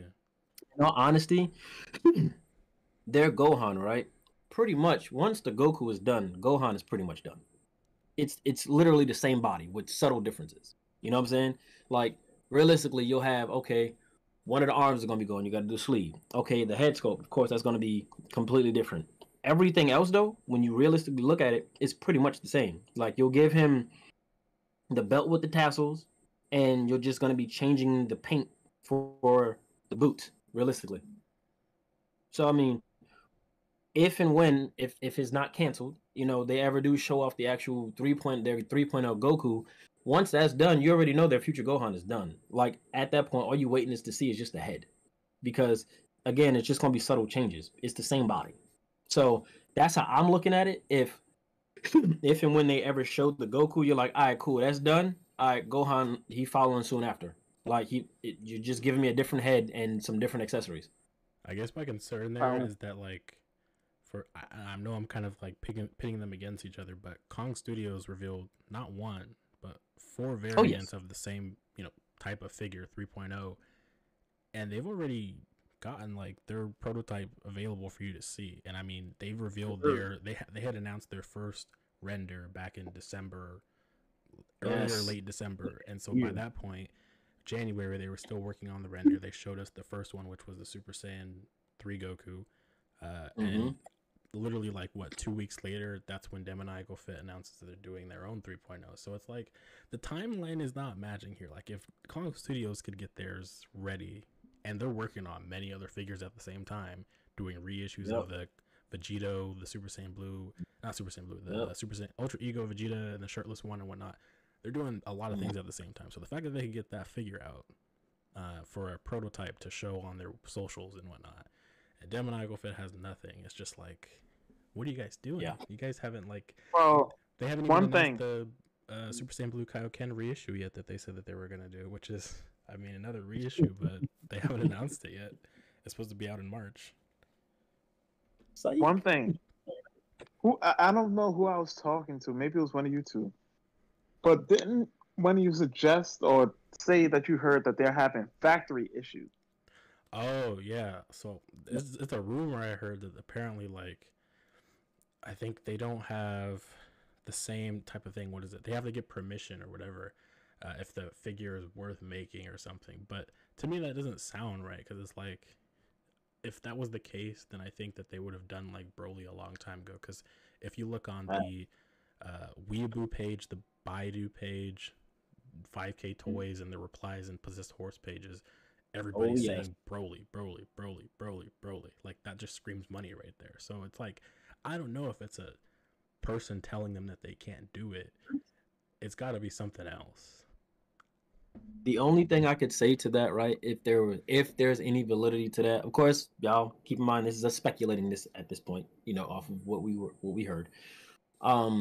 Is if they feel that the amount of orders they get won't be enough to amount up to how much they actually have to put into it.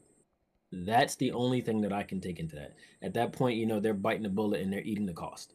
Because if they don't feel like they can turn a profit from it, if it costs, say, it costs about, let's just say $100,000, just spitballing to make this many, right? And they're like, okay, $100,000 to make this many. Okay, do we really feel we're gonna get $100,000 back if we're making this many?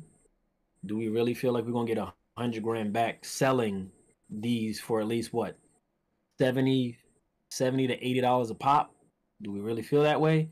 And it's like, once people see it, you're gonna get more pre-orders. That pre-order is gonna exceed the amount that you actually put in for, which of course, they can cut it off at the limit, definitely. Right. But you're gonna have more people asking for more. And on top of that, you're gonna have to fulfill the store orders, stores on AliExpress, Toy Arena, 5K Toys, etc. And then it's like, now what? Another $100,000 to do another issue, which pretty much the pre-orders, if they make that much, would pay for the next batch, and you're really not making a profit at that point. Fair. So that's just the business sense, outside of looking in, how the only way I think if it came to them needing permission to do it, that's how it would be looked at in that sense. Yeah, I can see that scenario playing out. But was there anything else you guys wanted to touch upon with the specific topic of differences between Kong and Demoniacal Fit, or any of the stores not being the actual, developers, just the social outlets for you? I think one last thing I'll say is that just off of quote unquote personalities of the company, you can tell the differences between Demoniacal Fit and Kong Studio. Kong Studio is a lot more adventurous with what they're willing to do. And Kong Studio will also run a body mold into the ground if they can. What do I mean by that? Look, this 3.0 mold, they got their hands on it and said, you gave me this. Hey, yo, Tamashii needs to get them the keys to the kingdom with that one, boy. Yeah. They said, you shouldn't have gave me this. And guess what they did with it? We've seen prototypes for their Kong Studios' very own Future Gohan. We've seen, excuse me, I thought I got a burp, but it didn't come out. We've seen, excuse me. There we go. We've seen Goku Black, Xenobert, Time Breaker Goku Black. Man, I'm gonna throw this in here, and I had to throw this in here. Zycor, I think is coming. We need it. Zycor is definitely coming. Burst got that out from the all of these is basically switching out a repaint and a switching out of head sculpts. Yep. Easiest one to do. So we got a potential Zycor, which like I said, you need somebody to fight your Super Saiyan 5 Goku. Absolutely. We have Time Breaker Goku Black, we have Future Gohan, and then we have all these different variations of Super Saiyan 3. And then we got the hidden Super Saiyan 3s, which I think is just going to be a wild ass recolor with the it's going to be some out of left field recolor. Hey, Hey, just to touch on that, I just thought this just hit me. How wild would it be if it's a Super Saiyan 3 Gohan?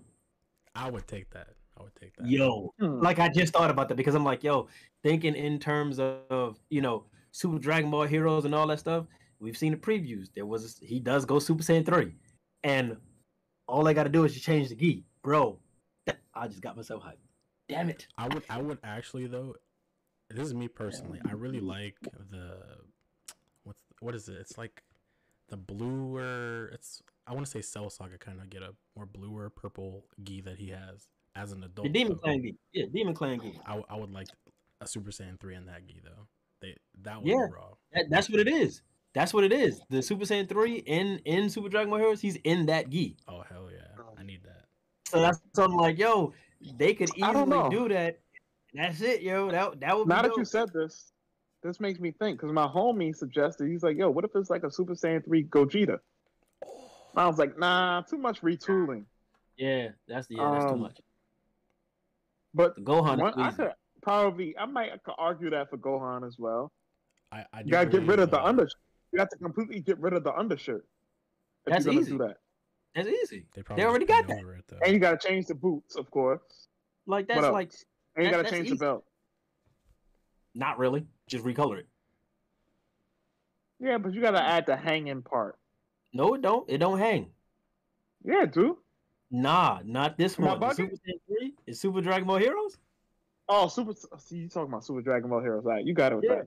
I don't keep That's up. what it's I from. haven't He had- completely kept up with that. Yeah, it's pretty much is think of him Cell Saga, right? When the same gi he had on when he fought Cell, he's just older. Oh, I was thinking Buu Saga. Okay, Nah, my bad. Pretty much think best way I could put it. In the manga, Tournament of Power, that Super Saiyan 3. Okay, cool. Got you. Yep. So I'm just But saying that's the like, last I'll have to say about that. Yep. I That just do want dawned to on me. say there is possibly there's a potential possibility that whenever they do future Gohan, they're gonna release the Super Dragon Ball Heroes Gohan Black, whatever. It's a darker outfit that he was wearing. I feel like they would do that too. Yeah. Oh yeah. I think easy. they will. Easy. That's an easy repaint. That's an easy. Like it makes Yeah. sense. It's and on top of that, it's Kong. You know they will run a mold Now, into the also- red off. I wouldn't be surprised if they actually did a Gohan Black, as you were saying, like a legitimate Gohan Black with Rose. Would they do the one that has I wouldn't the be surprised if friggin- they dropped that. have you seen that custom where it's a guy that made a Gohan Black, but it has a key arm? Yes, I've seen that. Yes. Yo, he's a beast. His artwork is insane. I wouldn't. Now, the only reason why I say I wouldn't be surprised if they made that Gohan Black is specifically because I didn't think people would be into this, but I've seen so much fan work of a Gohan Black. Right. I didn't think people would really be into that, but Yeah. it's a lot of fan work of Gohan Black. Yep. People want to make Trunks feel sad as shit, man. That's why. Basically. But I think with that, we can move on to the next topic. I definitely know that all three of us will expand more on these different topics in videos and posts and stuff like that. So be sure to check out for those. This is not the end of these discussions. We're just moving on to the next one so we can get through them all. But I think the next one we should talk about is the criteria for Premium Bandai release. It's a good one. Now, I mean, I can take what? this You know lead what? again, Hey, but I don't know if one of you want to. Hey, no, I want to hear Burst take on this first. My take is, anytime I tell people my take on Premium Bandai stuff, I get kind of like bad reactions because I have the solidified take that, like, just think about it like in this scenario. Me going to the bookstore, I go to Barnes and Nobles to get FiguartsArts sometimes if I'm just like on a good day. I'm like, I want to go shopping, right? I'll go to Barnes and Nobles, and let's say they have, let's think of Imperfect Cell, Super Saiyan 4 Vegeta, Sailor Moon, and then let's just say that they randomly will have Android 19 and he's a general release instead of Premium Bandai. What sane person that is into Dragon Ball for the big fights and stuff like that is going to go pick Android 19 over Super Saiyan 4 Vegeta or Imperfect Cell, or even a girl that's really interested in anime stuff? She's probably going to go pick Sailor Moon or maybe Vegeta, not Android 19. He's going to be a peg warmer sitting on that shelf for the entirety of the year. Just like Tao Pai Pai, and Demon King Piccolo were at my Barnes and Noble. They were just sitting there. Nobody wanted them. I have that logic because I feel like when people say yes, they should be available, you shouldn't limit them. Are you actually going to buy that when you go into a store? Probably not. You know, as opposed to it being a web exclusive, you're like, okay, I have the option to buy it on various different sites like Hobby Genki, Global Freaks, Premium Bandai if you have access to it.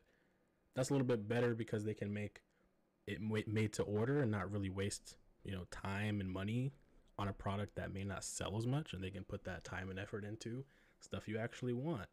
You know, I've seen people in my comments talking about, well, why did they reveal Android 19 over XYZ character?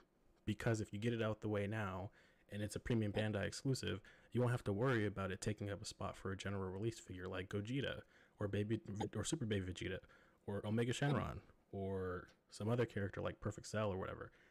If you want those figures to be general release, you don't want these other figures nobody really is crying for like that to be taking up those slots. Like if Jiro is Premium Bandai, I don't feel like people are going to lose sleep over it. That's just my personal take. You know what? That was I'm with you, Bomb. So that definitely is the best take I've heard on that. Like that, it makes sense. Like wholeheartedly, I get you. Like even to some degree, I've said that myself about certain characters. Like when it comes to Dragon Ball releases, like Dragon Ball, like General Tao Pai Pai, right? Mm-hmm. I get a lot of like you think about it, a lot of people like, especially now, the fandom, a lot of people never even went back and watched Dragon Ball. So True. they don't even know who he is, right? So it's like I get that. Like that makes sense. Wholeheartedly. I understand it entirely. It's like, yo, everybody's not gonna be into this character. All right, cool. Go ahead and drop that, call it a day. But then they do stuff like, you know, make cooler. Yeah, that's where Premium like... and I'm like, wait a minute, bro. Hold up, pause. You can't tell me anything Frieza related makes sense as being a general release. I mean, as a Premium Bandai release. Because let's keep it a buck here. He is the only Dragon Ball Z villain that's still around. The only one. So it's like, yo, the fandom, the fans for just his character alone, people have been asking for Frieza forms for years. Like even when I started collecting back then, dude, people were asking back then for Frieza forms. And here we are now, 18 years later. That was 2011, 2012, 2013, so forth and so on. Here we are now, 2023, and we're just now getting these other forms of Frieza, and they're Premium Bandai exclusive. And people have been asking for these things for years, like, and it's blowing my mind, like, because at first, you know, one of the things that Bomb and myself talked about, right? Mm-hmm. And this is what we were thinking. And at that point in time, it made sense. We were thinking, okay, they're only going to make movie characters Premium Bandai exclusives, which at that point in time, that's all that they were really doing. It was like, okay, cool. But then it was like, wait, pause. You start to see other figures. I was like, oh, wait a minute, hold up. Okay, now not just movie figures, but also characters that are in the Dragon Ball FighterZ roster. Okay. So now you're like, all right, so now you got movie characters, you got video game characters, but also these video game characters were also in the Tournament of Power in the anime. So now that's when I started to be like, hey man, hold up, this ain't adding up. And then, great example, Turles. Who not gonna buy Turles? That's the OG Goku Black. Yeah. Go ahead. Yeah. You know what I mean? Like who not gonna buy that dude? Like what? That's the what if Goku was a Saiyan. You buying the OG, you buying that. It is what it is there. Like it's a couple of them that just don't make sense. Nappa. Why is Nappa a Premium Bandai exclusive? Or an event exclusive? Makes no sense to me. Like the Goku clone from the game, alright, cool. I got that. A lot of people just like, I'm good. Makes sense. But when you look at certain other characters that just don't make sense to me as to why, like this is how I personally feel. If it's a character that move the anime story along, they shouldn't be a Premium Bandai exclusive. Agree. Like You know what I mean? Like if they move the story along, like this is why I say 19 was a prominent character. Why? Because he's the reason you got to see Super Saiyan Vegeta. True. Yeah. You know what I mean? So it's like, okay, he literally helped move the story along. Without his appearance, you Super Saiyan Vegeta, okay, cool. He didn't show up. Cool. Now his destruction, bang, Jiro starts running around. Cool. That moves the story along. Now you get Android 16, 17, and 18, 19, all that. Like, cool. Like, that makes sense. Now, if you want to do the movie androids, 13, 14, and 15, makes sense. Premium Bandai. Completely understand it. Cool. But for the general anime in itself, that's like making Boo Tinks a Premium Bandai exclusive. Why?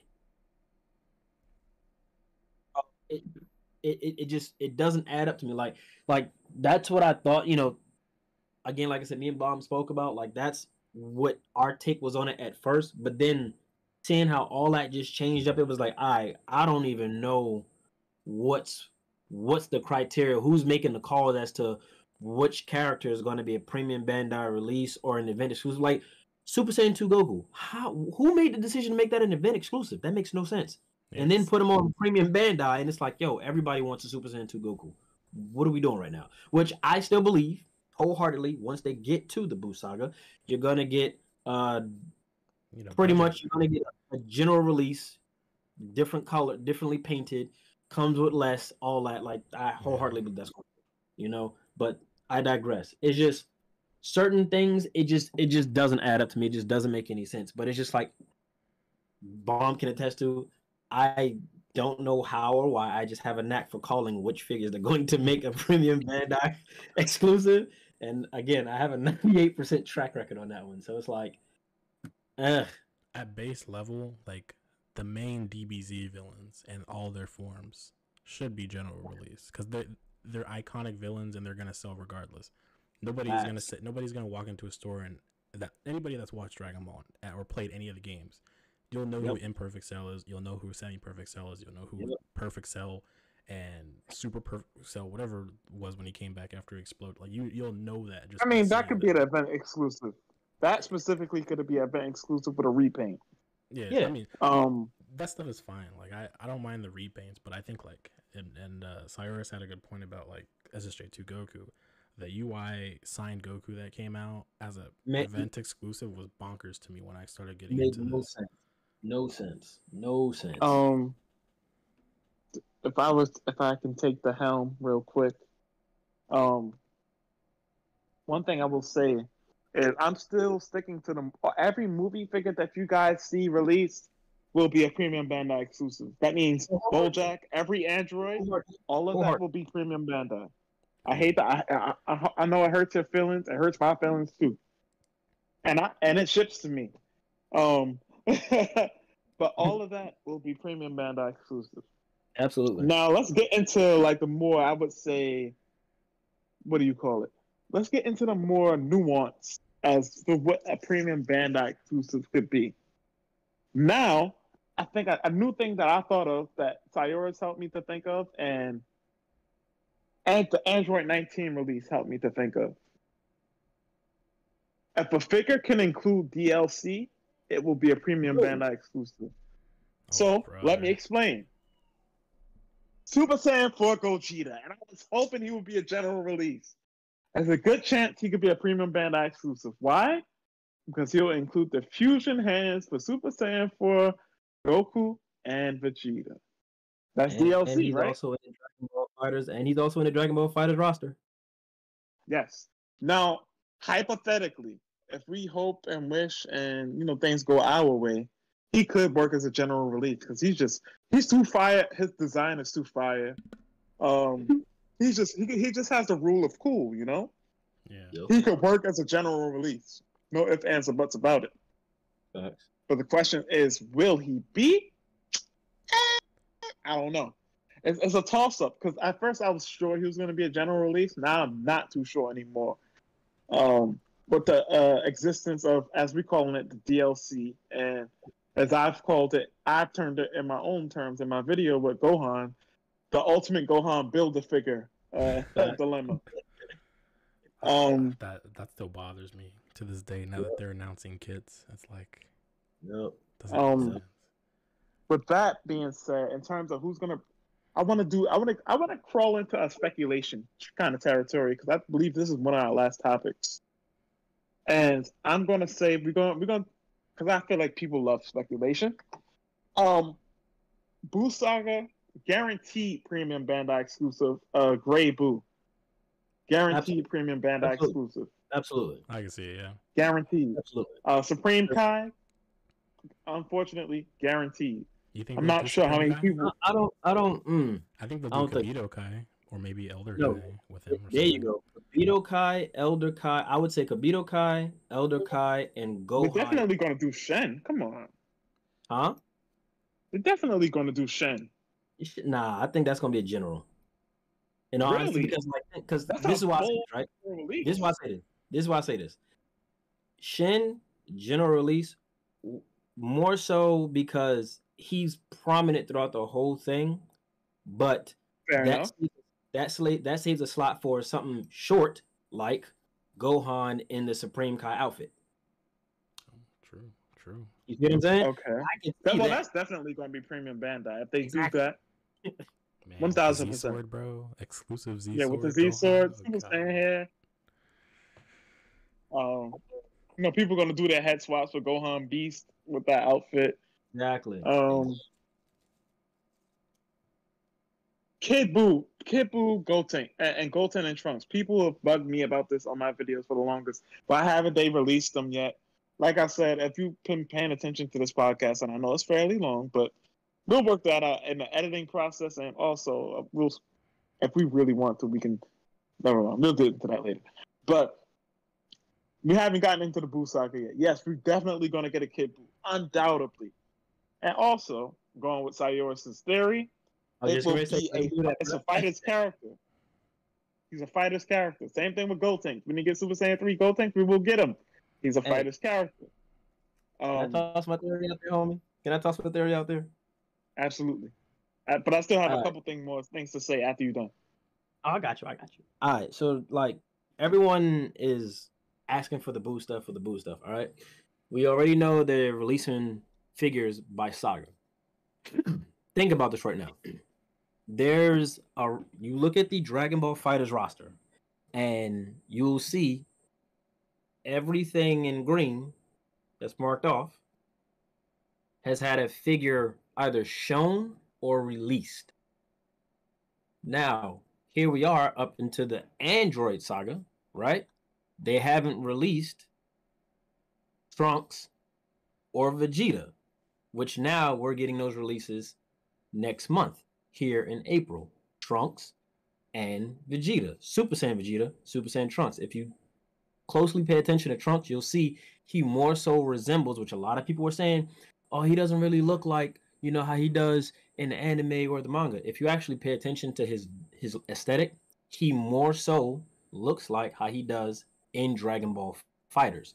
That's why he has two different bangs. Pay attention to that. He has two different bangs.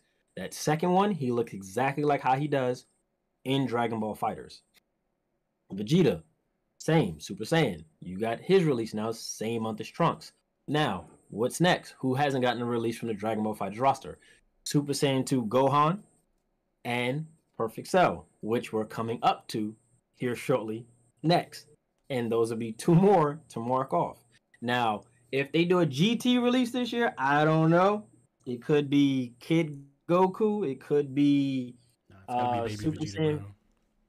Hey, man. Hey, look, I feel you, but I'm just saying we don't know. Because realistically, they have two releases, right? They've had 1 to 2 releases. So you could get Kid Goku. You could get Baby Vegeta. You could get Super Saiyan 4 Gogeta. Those are your 3 right there. Those are your toss-ups. So who we going to get? Don't know if we get anybody. So now you look at the rest of that roster, just about everybody that's left is everybody from the Buu saga. Videl, Ultimate Gohan, Kid Buu, Janemba. That movie takes place around that time frame. all of those characters that's left is all in the Boo Saga. So you can pretty much expect them after they get done with all of this, because that literally completes that entire roster. So just keep that in mind, because so far there's that whole roster is pretty much done at this point. But go ahead, you got it, Bob.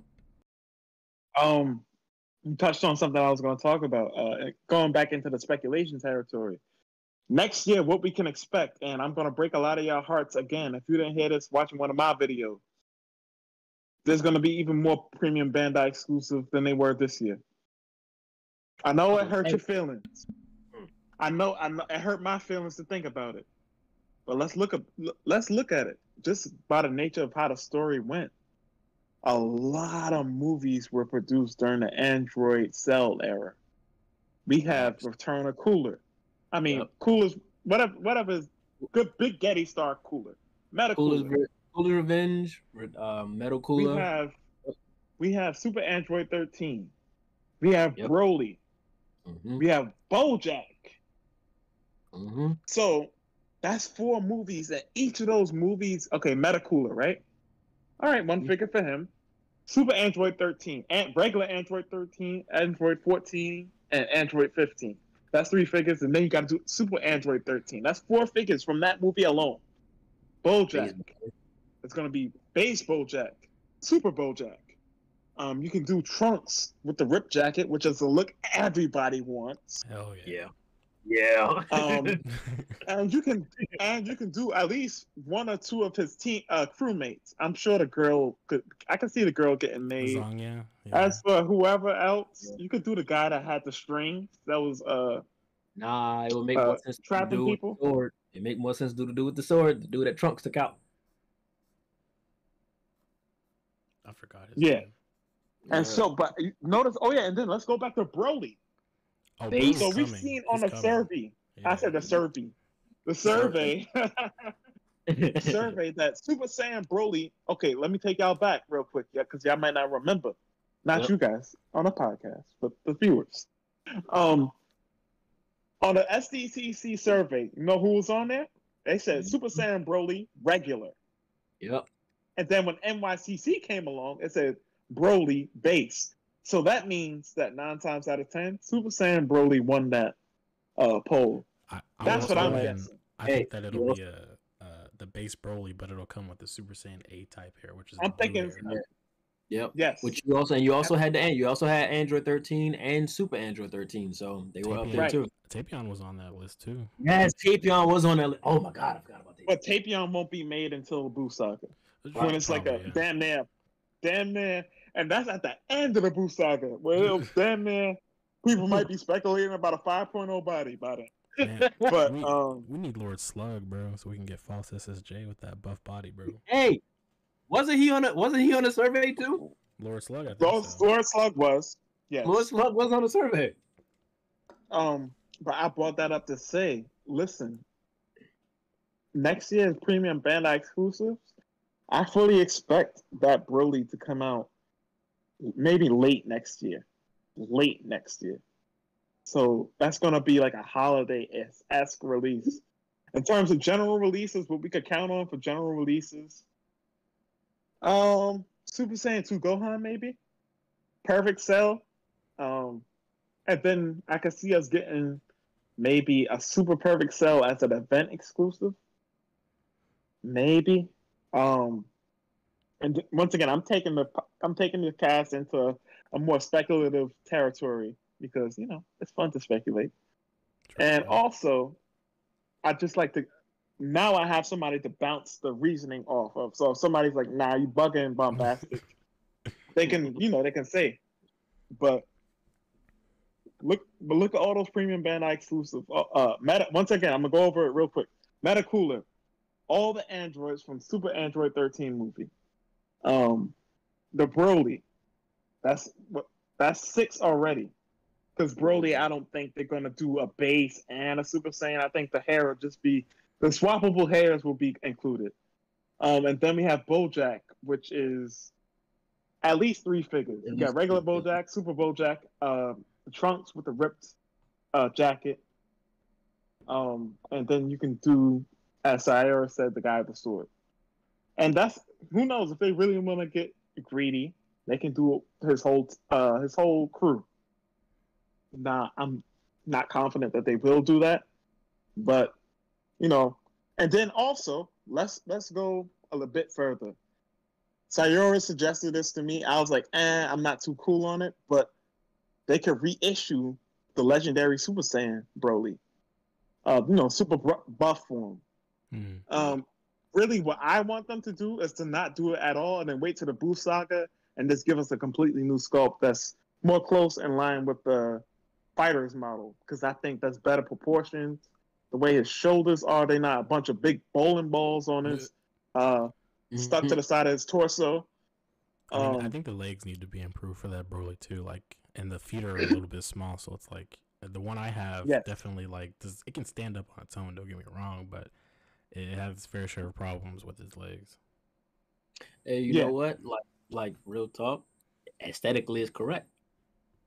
Sad to say, aesthetically is correct, because if actually you go back and look at the anime, it's tiny. I'll give you a little pushback, because by the time we got to the Buu Saga, the art style had changed, and that Broly didn't look exactly like that anymore. He was more in line with the fighters model, I would say.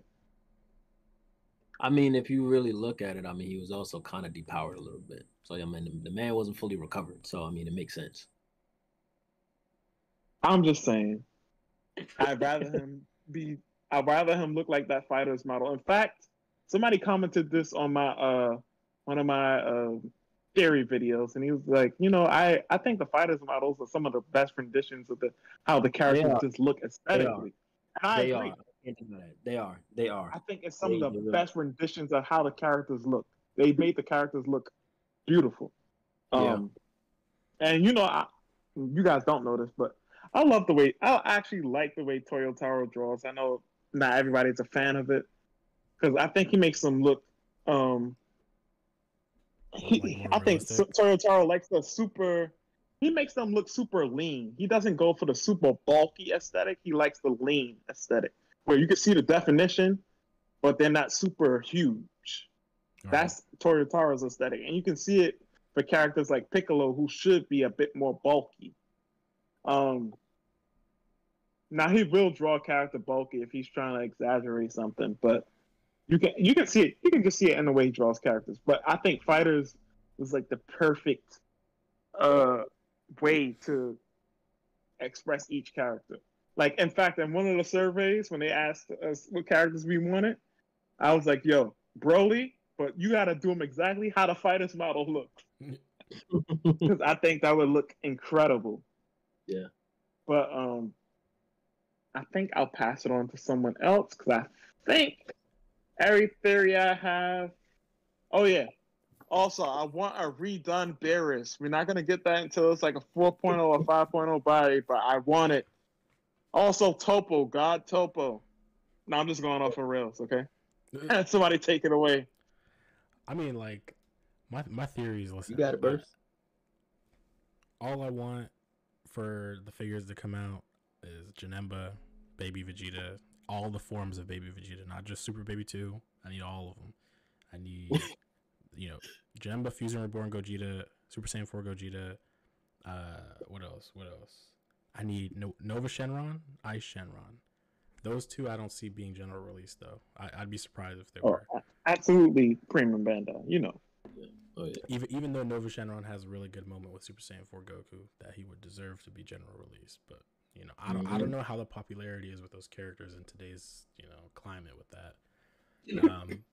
But I mean, I think another character, just to kind of list before we get into our final topic too.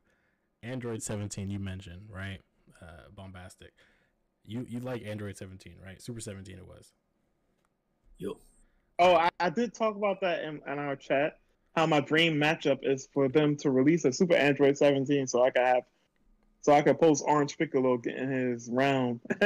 So give me that round back. I actually have a series of photos that I want to do like that, where Gohan Beast is like, "Yo, Wu Tanks, what's up? What's up now?" Guy Vegeta talking to Kid Buu, "Yo, what's up now?" But continue. If they did make a Super 17, do you think that in turn that they'll make another Android 17 with the little, I don't know, what is it, trench coat that he's wearing when he's I think he was a ranger in GT still, right? He was doing No, something so on the side, but nah, he was. It was weird. He was still evil. Like it was weird. It made no sense. It was yeah, he still like For gave whatever no. reason, he was still evil, even though I don't think Yeah, he, at that it point, made, because we just had him in a Boo Saga where it looked like he had turned over a new leaf. I think Super yeah, that's what I said. actually did That's what that I said. more consistently. Yeah, yeah. that's why I said it made no sense. But I mean, like, I'm gonna be upfront with you. I don't think they would do that for him. But I wholeheartedly believe they're gonna do that for 18. I mean, for the Boo Man, Saga, I be hey, no, not even just for the Boo Saga, just for the Android Saga. She goes through like 3 different outfits in the Android Saga. I will say if You they got, like And do, you think they're gonna give her that outfit with the super shoulder pads where she went? She was bruh. inside the nah, shop. What that store? I think they'll She was give her Yeah, like, the, hey, nah. hey, I think they'll give her the one where hey. she's before she gets absorbed by semi perfect cell. Oh, when she took Chi Chi's clothes, Yeah, basically. Yeah. I think that they do that Oh, one as a general.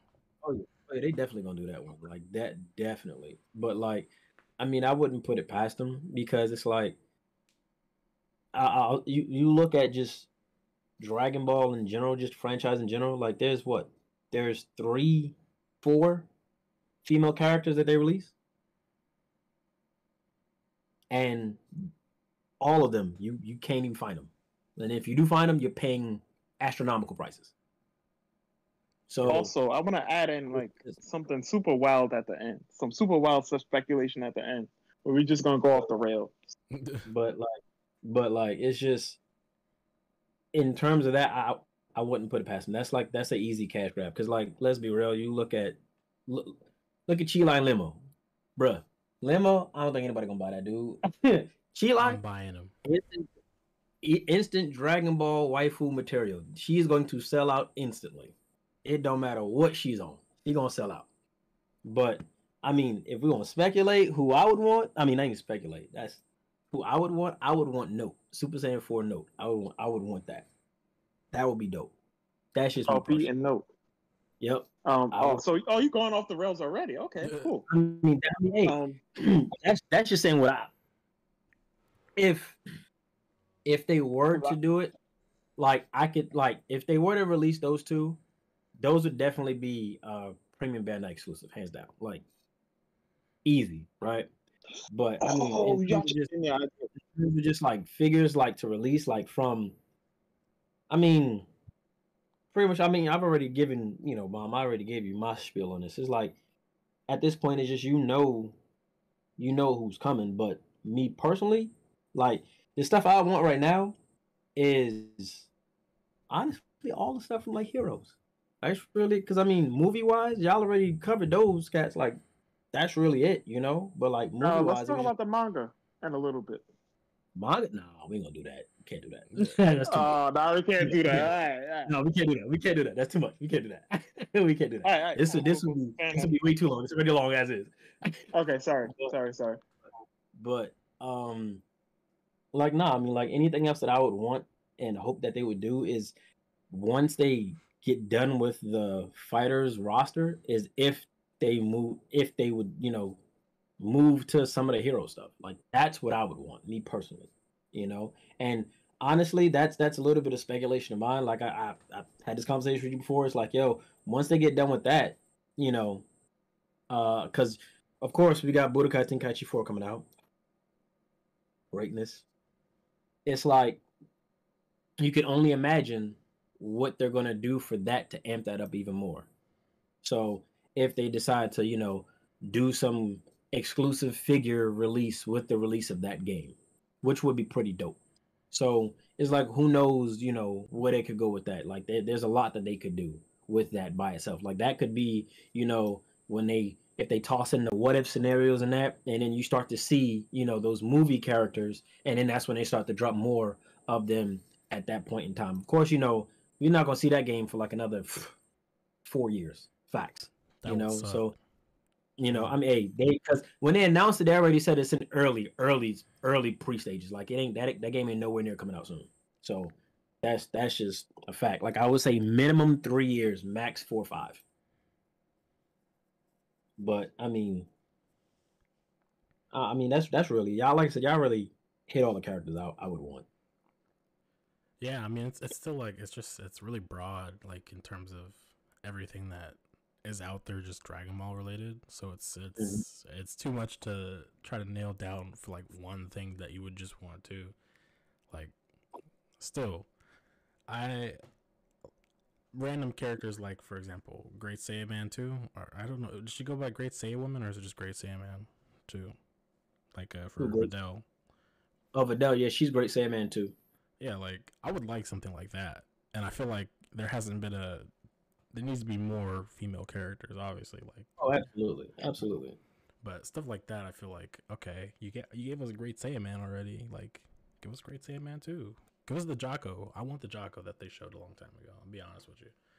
Yeah. I'm one of the firm believers that somehow, some way, that Jocko and that Roshi that they showed is gonna come out. But Oh, that Roshi is gonna drop. Like that, like again, because Roshi's on the Dragon Ball Fighters line. Like I told Bomb this, I was like, yo, I really think they're gonna hold off on him because even though that iteration of Roshi isn't in the Cell Saga, Roshi is in the Cell Saga.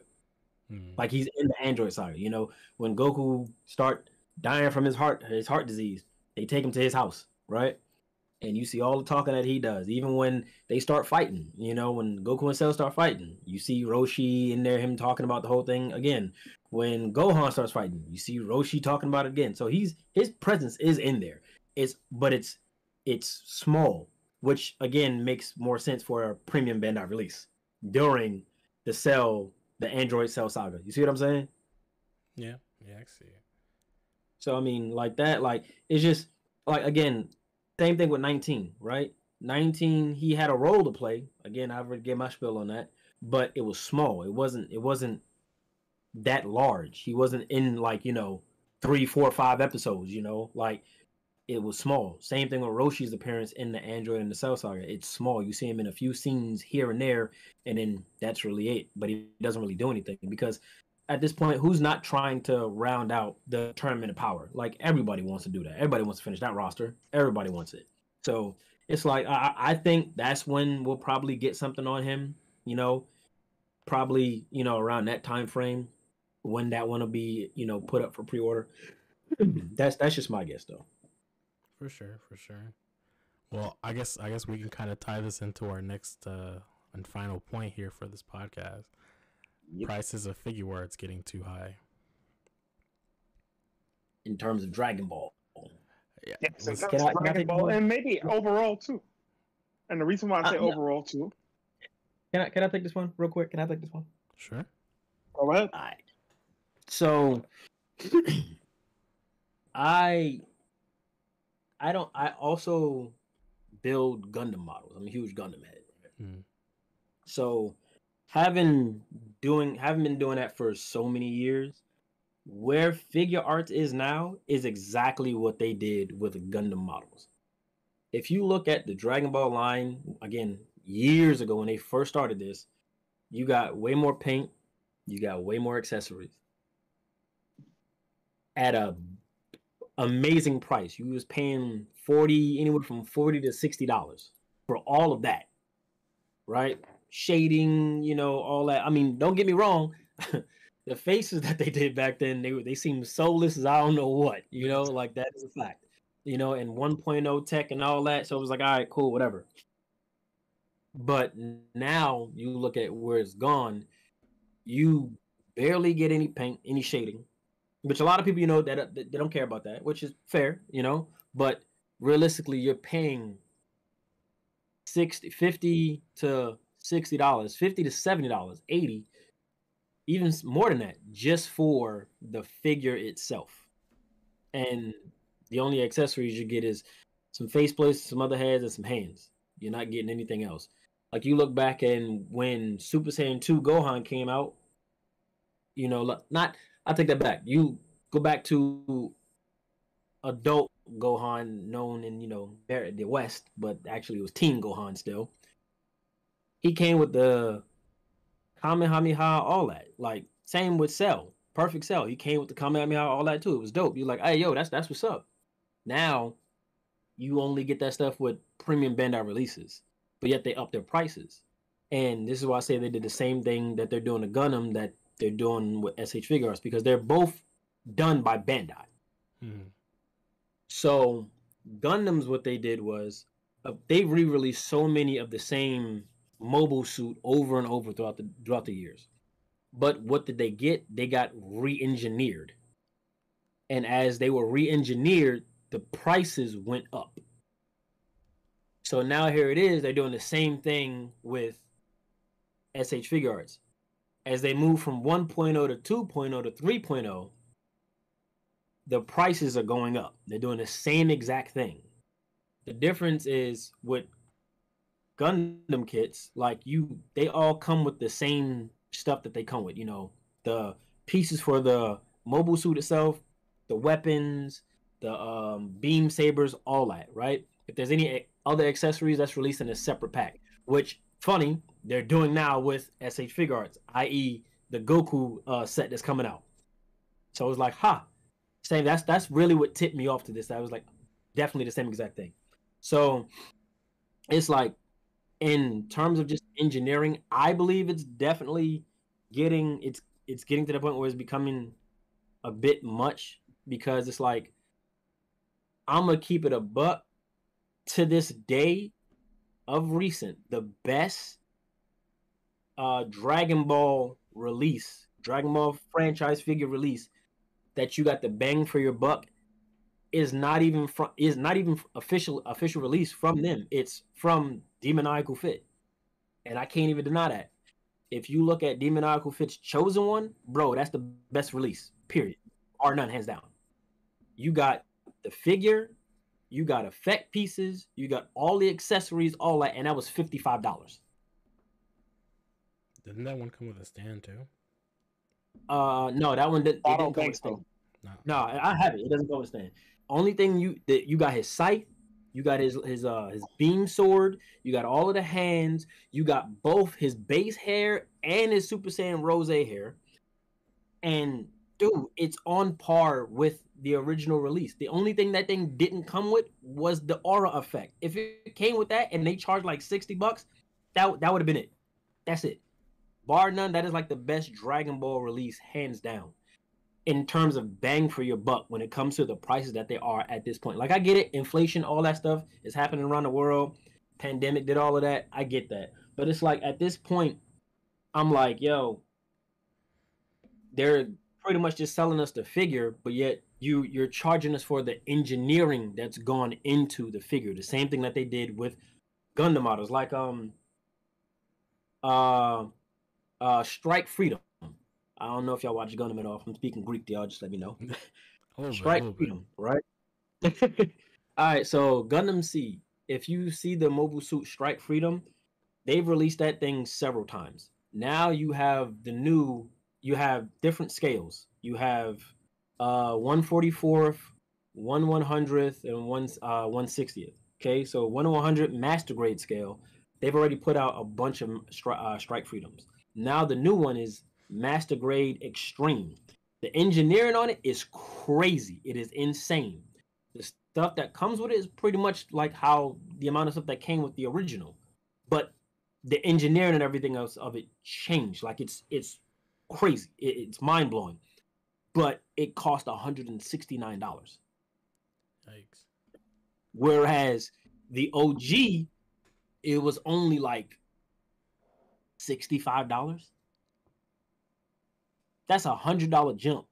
And that's not even, aftermarket price. That's not, buying from, something like Big Bad Toy Store where they inflated the price. No, that was the price everywhere. It was like $150 to $160. So it was like, yo, like, that's crazy. So they're doing the same thing with s.h.figuarts, where you're paying more so for the engineering that's gone into making the figures now versus everything else that came out with them back in the day. Like, I don't agree with that. Like, I understand it can be more plastic, but it's like, yo, you charging me more for, a ball joint here, where a ball joint is like about the size of not even the size of a marble all the time. That's a bit much. That's my spiel on that. Damn. What can I add to that, right? Yeah, he covered it all pretty much. Sheesh. I'm trying to think what I can say after that. You want to keep thinking about it? I think you hit the. Oh wait, I can keep on thinking about it, and you can go. Cause I don't want to take if you got a good idea. I'll kind of like jump on a little bit of what you were saying in terms of like, jeez, why do I forget what I just was about to say? That's crazy. So let's talk about this then. I'll kind of hopefully remember what I was trying to say, but let's throw an example of. Do you feel like they're trying to include certain accessories? Like, let's take the superhero stuff lately, like Orange Piccolo.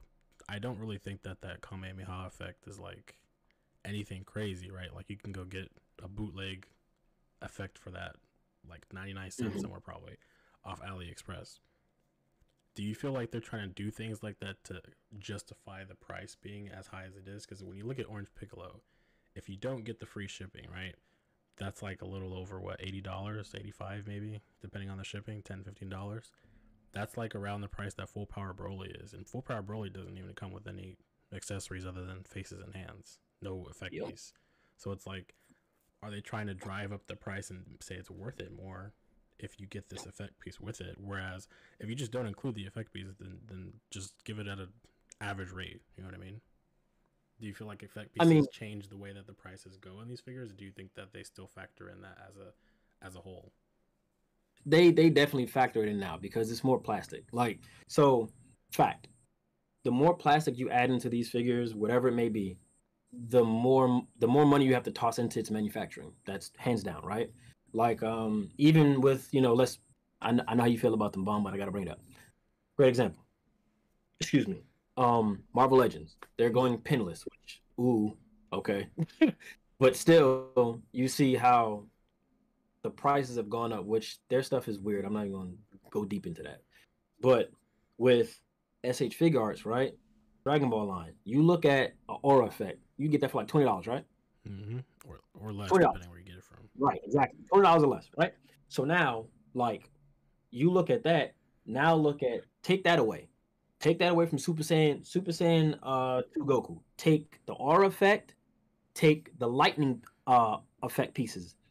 That instantly drops down to like $40. Instantly. Because look at full power Super Saiyan Goku. How much was that? $40.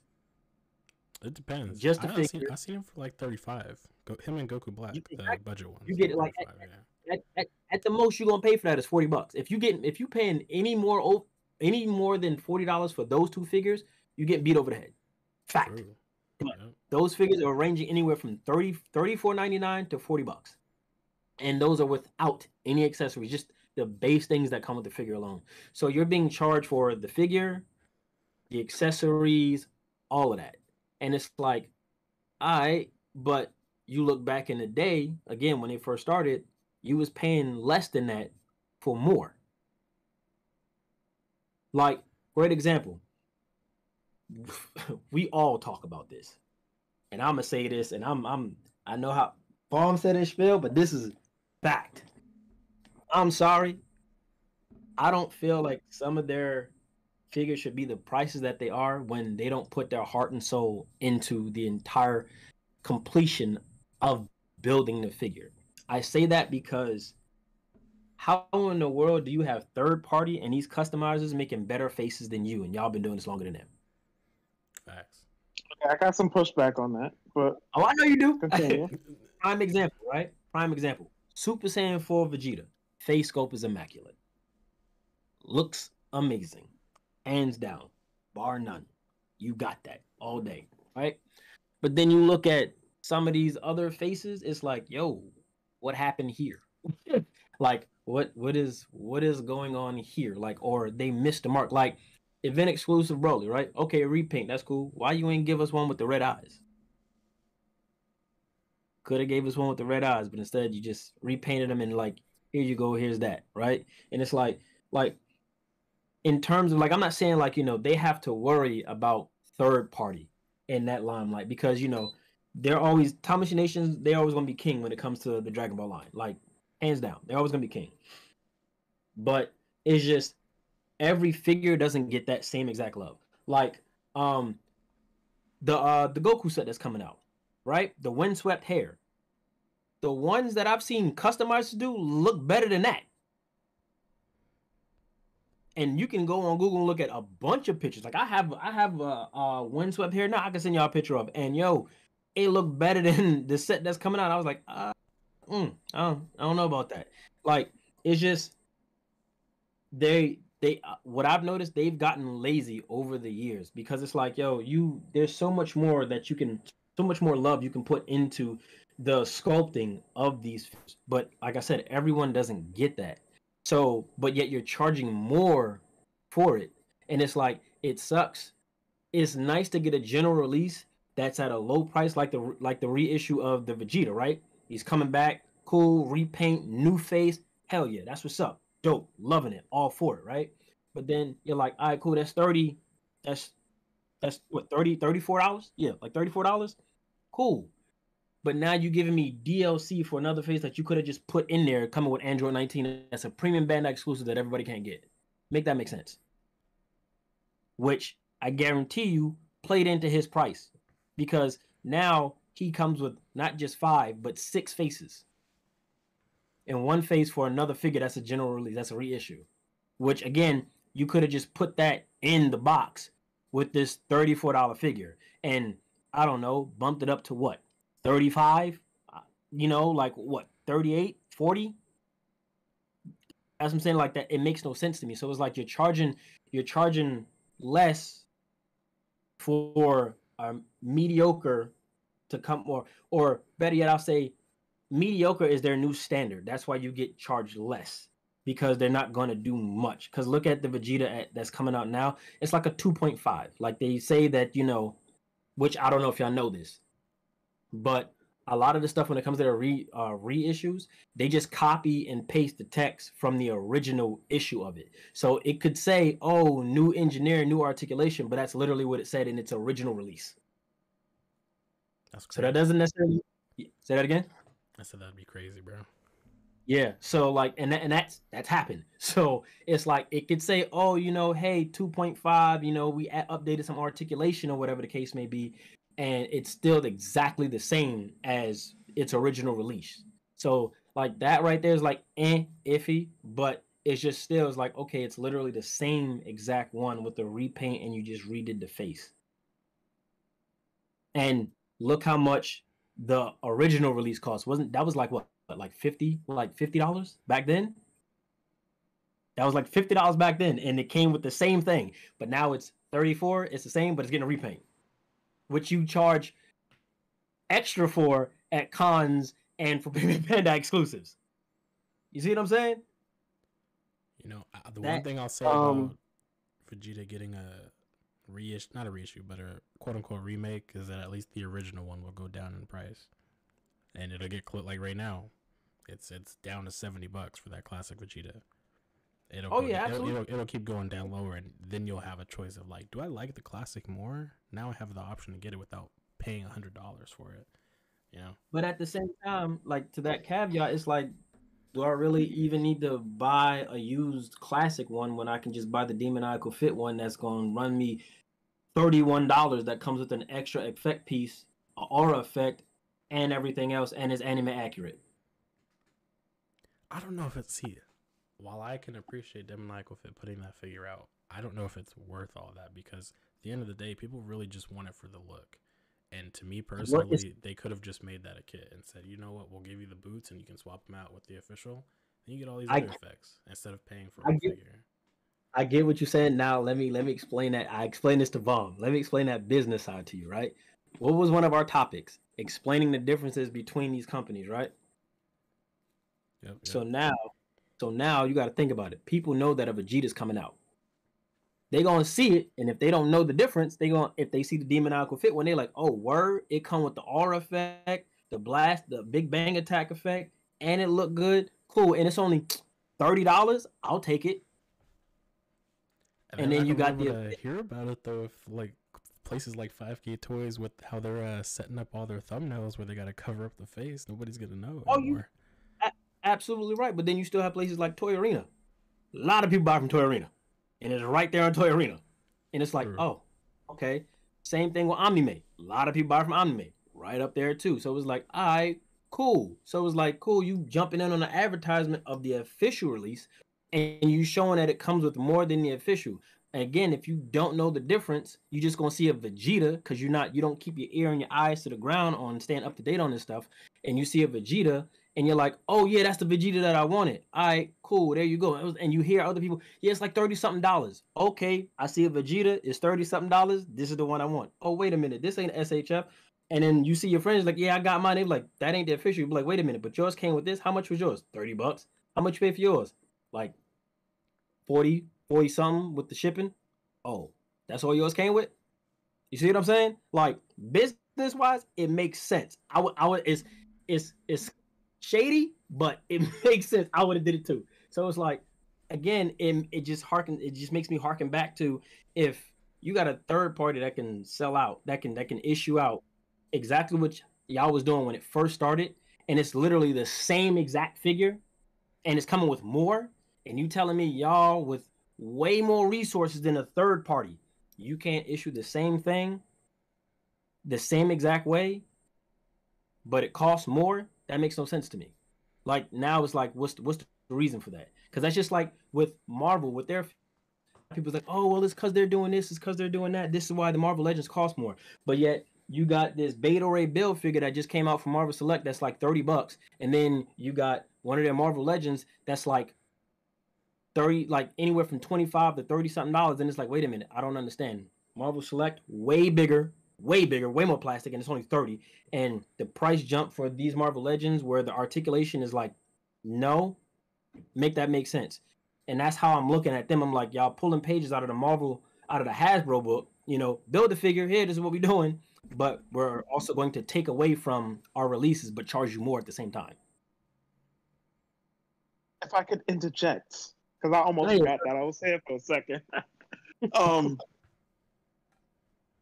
One thing I will say, I can't combat everything that you said because you made some excellent points. One thing I will say is that in terms of let's start with the Super Saiyan 4 Vegeta face, because you said a whole lot. I feel like people were looking at the Super Saiyan Vegeta face, that's the reissue basically, and looking at that as, hey, this is what Tamashii can do. And I'm saying, no, that's not what Tamashii can do. That's what they release. Because I understand what it's supposed to be. It's not supposed to be a brand new thing. Now, of course, this doesn't excuse what they did, because basically what Tamashii is doing is, hey, we know that we can release a bunch of Gokus and Vegetas and Gohan. Now, Gohan, not so much. It's less of an excuse for Gohan. But Gohan, I'm going to include him in there too. And because we can release a bunch of versions of this same character, and I'm sure they knew about Gohan Beast months in advance. Months. They knew about it before anybody else. Because they need to, so they can produce the figure. Of course. The reason why Super Saiyan 4 Vegeta's face plates came out so well, and they look akin to the art style that everybody likes from Z, that Buu Saga art style, that Tonson Art Toys art style that he used, that Yuya Takahashi. Let's be specific. Yuya Takahashi art style that everybody likes for Dragon Ball Z. The reason why it looked that way is because they know they're not going to produce another Super Saiyan 4 Vegeta anytime soon. So it had to be good. This goes back to why the movie figures and the villains come out so well.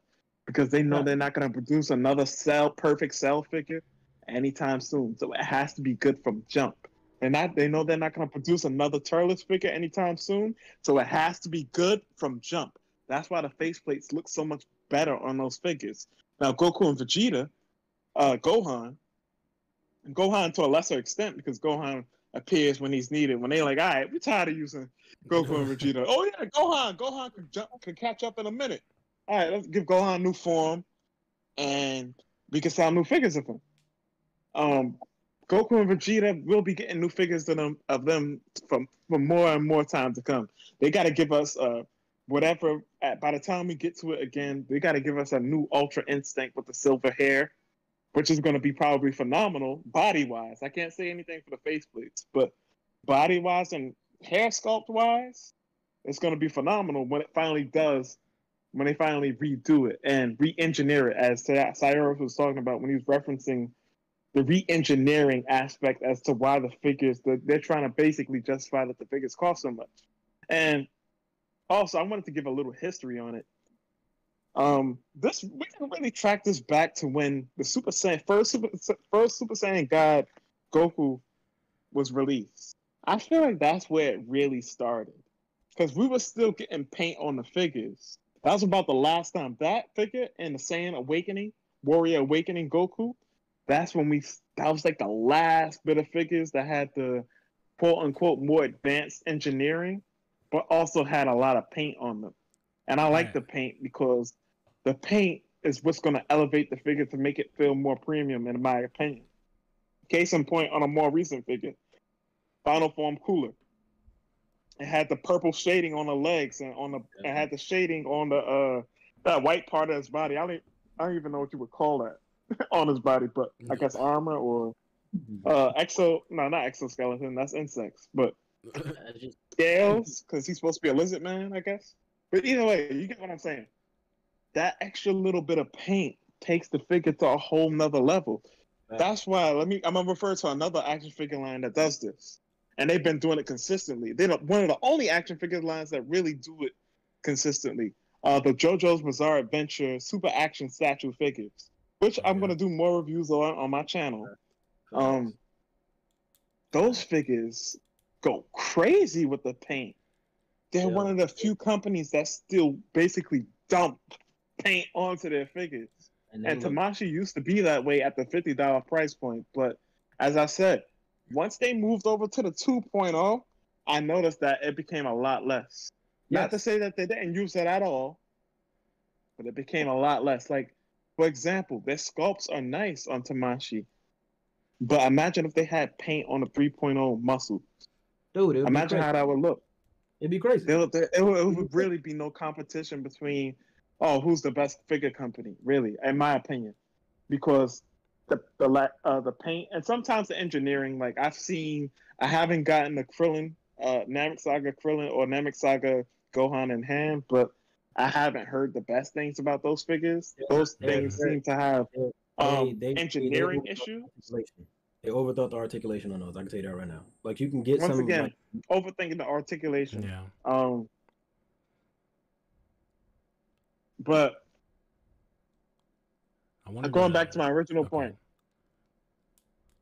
with the Super Saiyan head, because people compare the Super Saiyan head from Tamashii and compare it to Thompson Art Toys, but I'm like, yo, this is not indicative.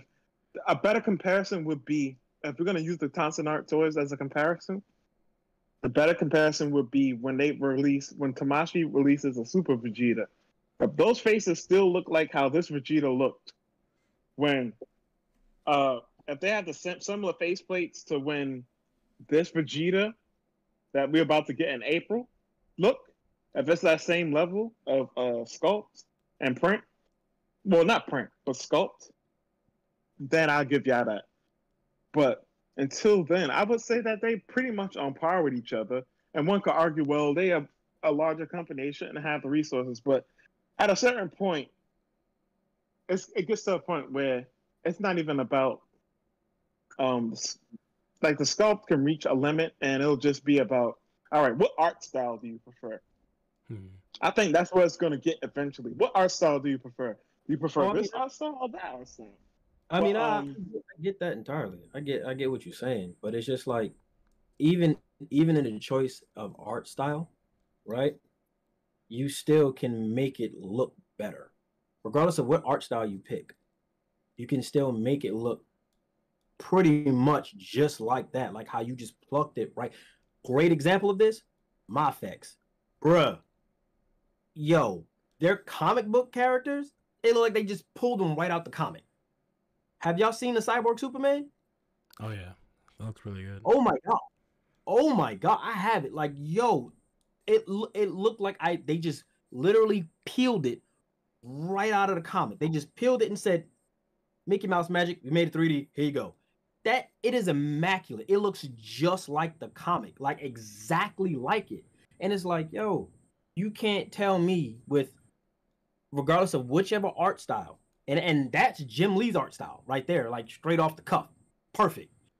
You can't tell me like Tamashii Nations, s.h.figuarts, Dragon Ball, that you, whichever art style you choose to do for these characters, for these figures, that you can't make it to where it's king, like up there, like hands down, bar none. Like the Burst, when I showed you the Q-Lam Super Saiyan 3s, Rose and Goku. Yep. Dog, you those are 100 times better than the official release. Am I wrong? I don't disagree. And it's like that's what I'm saying. But It's like to be fair, when was the last time we got official release with the Super Saiyan 3 head though? From Tamashii. It's not even just the last release with them. It's just overall in general. Again, like, okay, take the Goku accessory set that's coming out, right?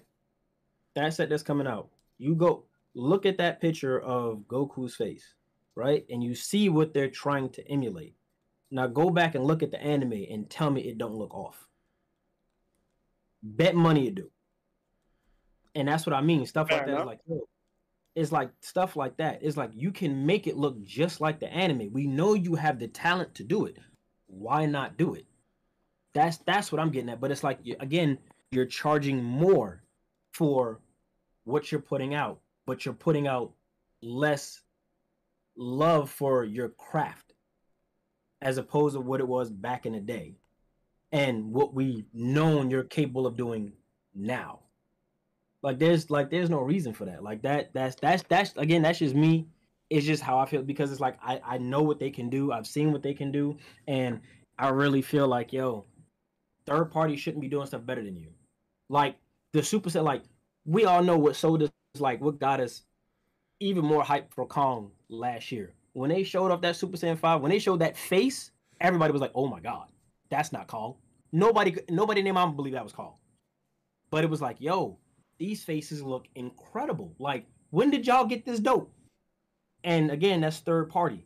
And it's like, yo, you telling me, and that's what they're doing with all of their figure releases. Every single one of them. That's what they look like. And you telling me Tamashii Nations, who got more pull than them, can't do the same thing on all of their figures instead of just a select few here and there? I don't buy that. Man, you got me speechless, bro. Like, all I could really say is, like, I agree with most of your points. Like, I wanted to jump in a little bit on, I think, what Bombastic was saying, too, though, about, like, shading and stuff on the older figures. Like, I don't know if you guys just noticed, but I just got that Awakening Goku, like, yesterday. So, yeah, that's dope. I got it right in front of me. And, you know, while you were talking, I was like, damn, like, nah, that's facts. Like, there is really good shading on it to make it more detailed and actually look like he's got, you know, singed burns on his clothes, on the actual body. Like there's darkening on it, like he's got ash on his body, and the hair is, you know, shaded to look like it's not glowing, but it's also, you know, got the shadows and stuff on it. I want to add another aspect to it too. Go ahead.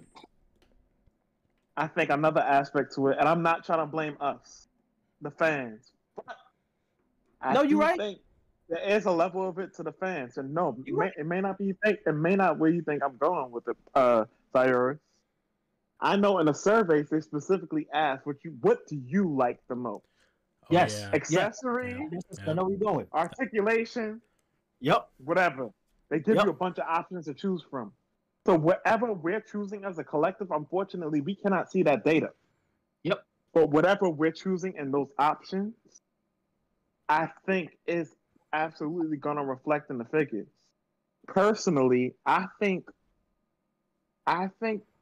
think they really have to worry about their sculpting. The sculpting will always be on point.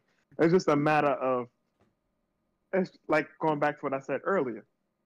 I know I can sell you a bunch of Goku and Vegeta figures in the future. In fact, slightly off topic, Ichigo is going to suffer from this as well. Please, don't do it. Don't do it. We're going to talk about that another time. Okay. But Consider that a teaser for another discussion, another pod. Yeah. They can sell us a bunch of Goku and Vegeta figures, and so they can literally fix everything else. They can fix how the muscles look. They can make the muscles look more detailed and like how it does in a manga and an anime. They could literally fix everything except for the faceplates, and I can see that happening. I can see everything increasing dramatically except for the faceplates. The faceplates, the prints are very clean. Like the prints don't look sloppy or anything like that. But in terms of the actual sculpt and the art style and the intensity of the faces, that's a little different. Nah. You know why I can't say that? You know who's a big representation of that say that they can? Zarbon. Have y'all seen Zarbon? What I'm saying though, Saiorus, is that they won't do that for Goku and Vegeta. Oh, okay. Got you there. Yeah. I'm saying they won't do that for Goku and Vegeta because they can always sell us a new Goku and Vegeta. It'll probably be like a 6.0 before they're like, all right. So much we can incrementally increase this. And all right, we gotta give y'all the full effect, the full perfect sculpt of the faces, and then at that point, it's just a matter of I don't know how they're gonna do it moving forward because they can only keep this game up, but for so long as we get past the 3.0, which we may end up leaving sooner than we think. Who knows? At the rate that we're going, I can see us leaving it sooner than we think. Who knows how long they can keep this up with the faceplates not looking how they're supposed to look? You know? Of course, we've seen third party sit here and body bag Tamashii in that regard. Specifically, Tonson versus Tamashii. Yep. Even Kong. Like I said, that Super Saiyan 5 face looks ridiculous. Even Kong. That'll look ridiculous, yo. It's really, as much as I want to defend Tamashii because I think the sculpts for the bodies are pretty on point, with the exception of little nuanced things here and there. I understand that they can only keep this up, but for so long. Because as they increase the level of the sculpts and everything, it's going to get closer and closer to the anime/manga. And at a certain point, you're going to have to justify whatever you're doing. Also, one thing I wanted to touch on, and we can probably end it because I keep on thinking of new things. I wanted to say this before about the potential, about the reason why everything is premium Bandai now, for Dragon Ball at least. There's something that Saiorus said. He was like, consider all the new IPs that Tamashii has got. Consider all the new IPs that are all going to be regular releases, mind you. They want to take some of the attention off Dragon Ball. Because Dragon Ball, at this point, for them, is going to sell regardless. Yeah. What they need to do is put attention on One Piece, Bleach, Naruto. Yep. The big three. And Chainsaw Man. Jujutsu Kaisen and all that stuff. Jujutsu Kaisen. Yeah. Yep. They need to put attention on those things, right? Yep. So, what does that mean? Notice that all of those are regular releases, and coincidentally, around the time that these figures started to be produced by Tamashii, a large majority of the figures in Tamashii have all of a sudden started to be premium Bandai. Facts. Now, I'm not saying that means something. No, I'm not saying that means nothing. No, that's all. I'm gonna leave it there. Hey, no. So that was a conversation we were having when you were at work, Burst, and we didn't want to keep flooding messages. Oh, okay. Yeah. Because you in office and everything, we was like, all right, let's not flood this man. He at work. but it was like I put it to Bomb. I was like, yo, you know what? Because I told Bomb this last year. I was like, yo, I really think they're gonna push hard this year for premium Bandai to make more people jump on premium Bandai. So they're gonna have more premium Bandai exclusives. And before they even revealed it, I was like, bro. I was like, the chase figures, they got to be general releases. But as I saw for superhero, as I saw they kept going along, I told Bomb, I said, bro, they're going to make Gohan and Piccolo Premium Bandai. He was like, no. I was like, dog. Like, it's gonna happen. And lo and behold, it happened. So I was like, yo, now with them announcing, One Piece coming back and all this and that, is like, yo, if you really look at their releases, prior to this, it's been Dragon Ball, Kamen Rider, everything else. Now you're getting all of these things that were, the mainstream animes back into the line. Somebody got to kind of take a back seat for the new stuff. You know what I'm saying? And then on top of that, I don't know if you, you and I talked about this. Talked about it, Vaughn. Also, Hitman Reborn anime is supposed to be coming back next year. That's another huge one. So it's like, yo, they get that going. And the original run for that was 205 episodes. Jesus Christ. Yeah, the original was 205 episodes. And the manga was still going even after they ended it, like with like three more sagas after that. They had 3 more arcs after that. We was like, yo, I can't wait, but they didn't do it. So we was like, oh, come on, that sucks. And that was like a huge hit in Japan. Huge hit. So it was like, yo, now they're like, yo, they're redoing it and it's coming back in 2024. That pickup. So imagine if they start doing figures for those, which people are going to expect. So now you got Dragon Ball, One Piece, Naruto, Hitman Reborn, and Bleach all back in the runnings. And you starting to make figures for all of these. Somebody gonna have to get the boot, so the newbies can get ahead and get that love. Because right now, the newbies is gonna be One Piece and Naruto, and Bleach. Those are gonna be your new 3 because again, like you said, like we were talking about, Dragon Ball is always gonna sell, no matter what. And you got to think the anime ain't picked back up yet. True. So once that pick back up, you're gonna start to see a whole lot more because now you look at last year, right? Last year you had 7 general releases, you had 7 P Bandai releases, and then you had 6 event exclusives. This year you have 10 Bandai, 10 premium Bandai releases, 3 general releases, and 1 event exclusive. And even with the general releases, it's like, yo, well, general release and the event exclusive, 2 of those are reissues with repaint. So technically, you're only getting 2 new general releases, which is Trunks and the Goku accessory set.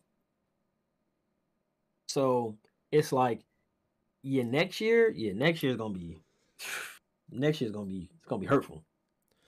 Yes. Indeed. I think that is a good closing statement. Yeah. Yes, sir. That was probably the biggest conversation out of the topics we've had so far, right? That was a big one. Absolutely. But absolutely. We gotta close this out here, guys. So let's I'll close off. Oh, go ahead. What were you gonna say? Let's close this out with a fun one, right? Each make a bet. Who do we think for the rest of this year, out of anybody that does Dragon Ball, right? Who do we think is going to have the most substantial wow factor? Will we place a bet on this? That's the whole trifecta. Place a bet on this. Who do we think is going to have the most prominent wow factor for the rest of this year, as far as showing anything new? Let's see. I'll take Tamashii. You think Tamashii? I'm gonna put a bet on Tonson Art Toys, bro. Ooh, with that Trunks. I don't know. The fact that he would reveal it just feels like he really wants to do it because he's shown different iterations of it too. After Saiorus goes, I'm gonna say why I say Tamashii, right. And then we can, of course, end it. I think I know why. But I'm gonna say Tamashii. I'm not gonna ruin that for him. In all honesty, I think it's going to be Kong. Okay. I think Kong is gonna have is that they're going to have a serious wow factor. That's yeah. I think it's Kong. I think Kong gonna take that trophy. All right, let's hear it, Bombastic. Okay. So the reason why I say Tamashii is specifically because being in that Facebook group where you see people make suggestions for Kong for figures that they want to see, right? Mm. Mm. A problem that we ran into and something Saiorus had to post is stop posting characters that Tamashii is gonna make. Facts. Facts. Yep. Stop posting characters that we know Tamashii is gonna make. It's just that it's just a matter of they haven't gotten to it yet. Yeah. And that's the exact reason why I think Tamashii wins. Because they're making characters that, to be honest, like I'm a fanfic guy. I could eat up fanfic all day, but I understand a majority of the fandom is not like that. Mm-hmm. And that is where Kong Studio gets his bread and butter from. Kind of the what if fanfic section of the fan base, I think. And so because of that, just off of numbers, they have the better wow factor. All they have to do is announce a perfect cell, show off a perfect cell Super Saiyan 2 Gohan. That's it. Now you could say, oh, they could show off Super Saiyan 4 Broly, Super Saiyan 5 Broly, yeah, and that will have a lot of wow factor to it. But just off of sheer volume, I don't think it will have more wow factor than Perfect Cell and Super Saiyan 2 Gohan, hypothetically. Don't let them announce future Gohan. Because I always like to keep in mind that a majority of the people do not collect third party. Yeah. There's people that just probably will never collect third party. True. And that's why I put my money on Tamashii. I mean, I get where you're coming from in that one. If you're just talking in sheer terms of numbers, right? I wholeheartedly understand that. But it's like the pushback to that is cool. I already know what you're gonna announce. I already know what's coming out. I already know what's in this arc, right? Now it's like, what's coming with that that's gonna wow me? Like, great example, right? And this is why we mentioned this earlier, right? Now, Mecha Frieza, they teased him, okay? Teased him. Now, I'm gonna say this flat out. If they do what they said, they gonna have a wow factor for the rest of the year, hands down. And that was, they said, yo, Mecha Frieza's coming, he's in the works, and they're still going to have it to where you're able to recreate the scene of him getting sliced in half. That would be insane. I don't know how you would possibly engineer that, but that would be insane. Of course, that's going to be a premium Bandai. Go ahead and get ready for that. But that right there is going to be sick. Now, for me, I look at it as that wow factor as being, like, yo, that's just outside the box, in terms of whatever, whether it be the choice of character made or, the accessories that come with it or just the accessory of the figure itself, right? Because again, you always gonna have people that's gonna be hyped for what? Great example, Super Saiyan 3.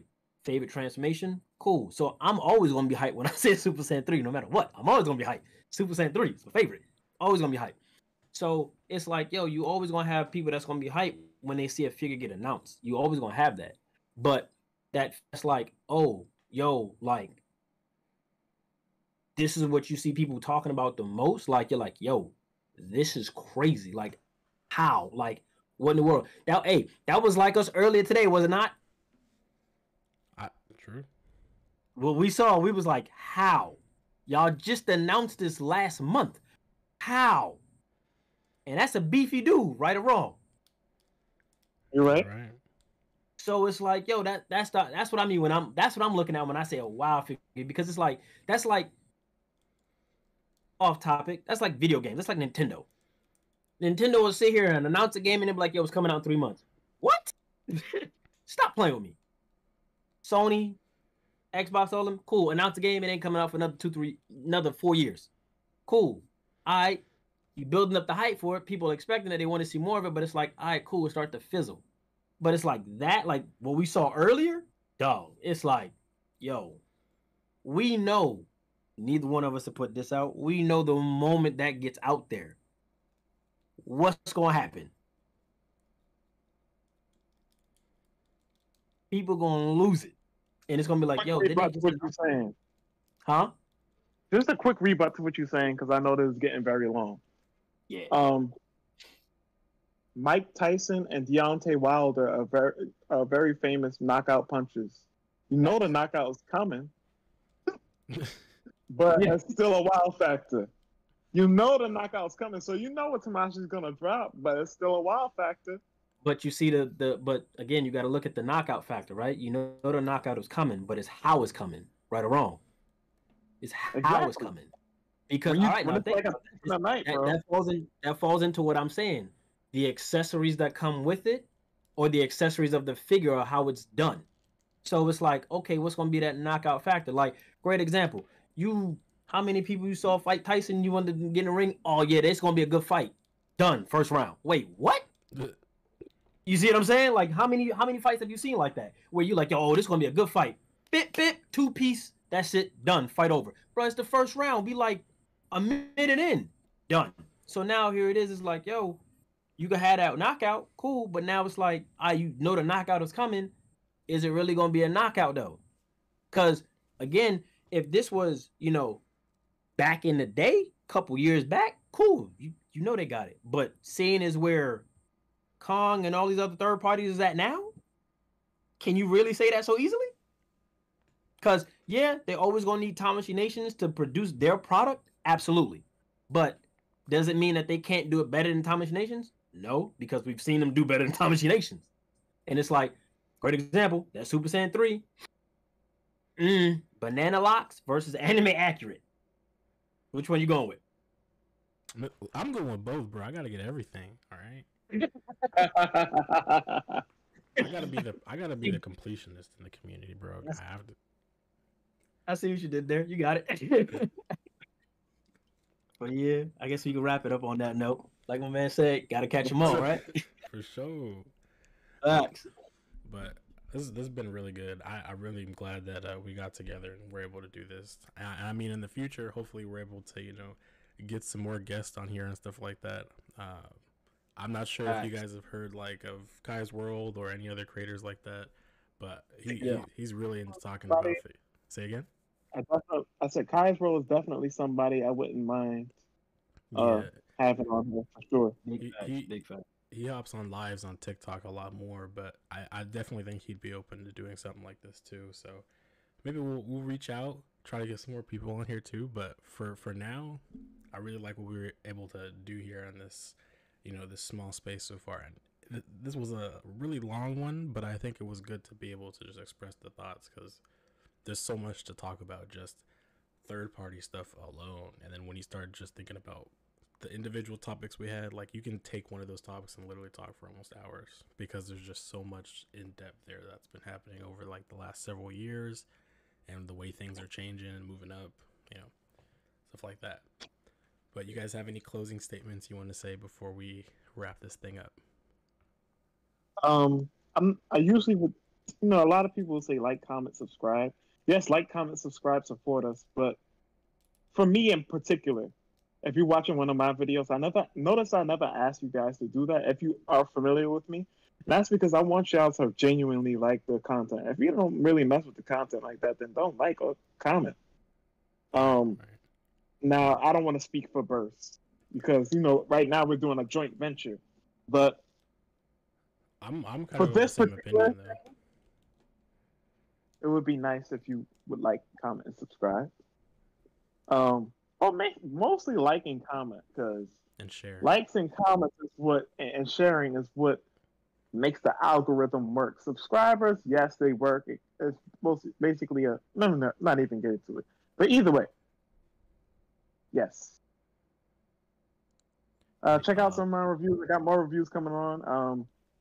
I haven't done any reviews in a little while because I've just been troubleshooting how to make it more entertaining for you guys. But they will be coming back very soon. I was supposed to do some this weekend.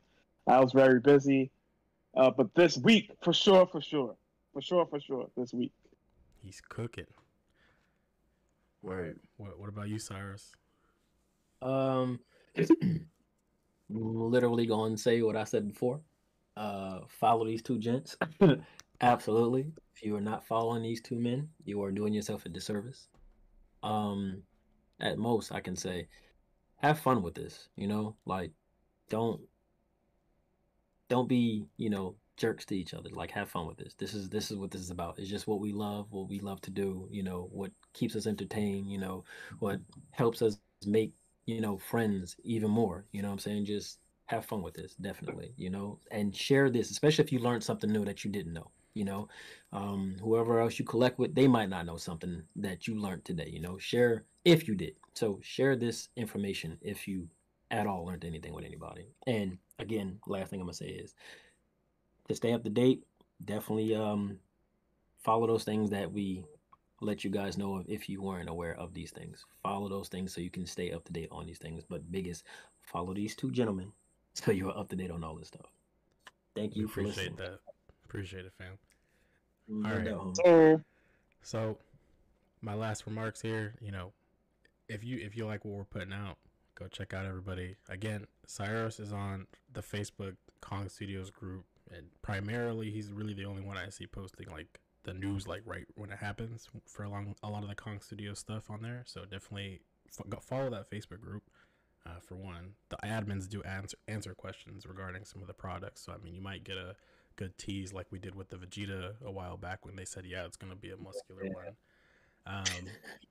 But yeah, follow everybody, stay in the know, like Saiorus said, and again, we'll be back doing these. Hopefully, we get more guests and we're able to, do it more frequently. And I don't know if we maybe take this live and stuff like that eventually, but yeah, follow everybody. We'll catch you in the next one. I know this one ran a little long, but it's a podcast type style. You listen to it on your way to work, school, coming home, or something, and have a good time. Leave a comment if you like this, video if you like the format, style, all that stuff. And yeah, with that, I'm going to close out. We will catch you guys later. Have a great one. Peace. Be easy.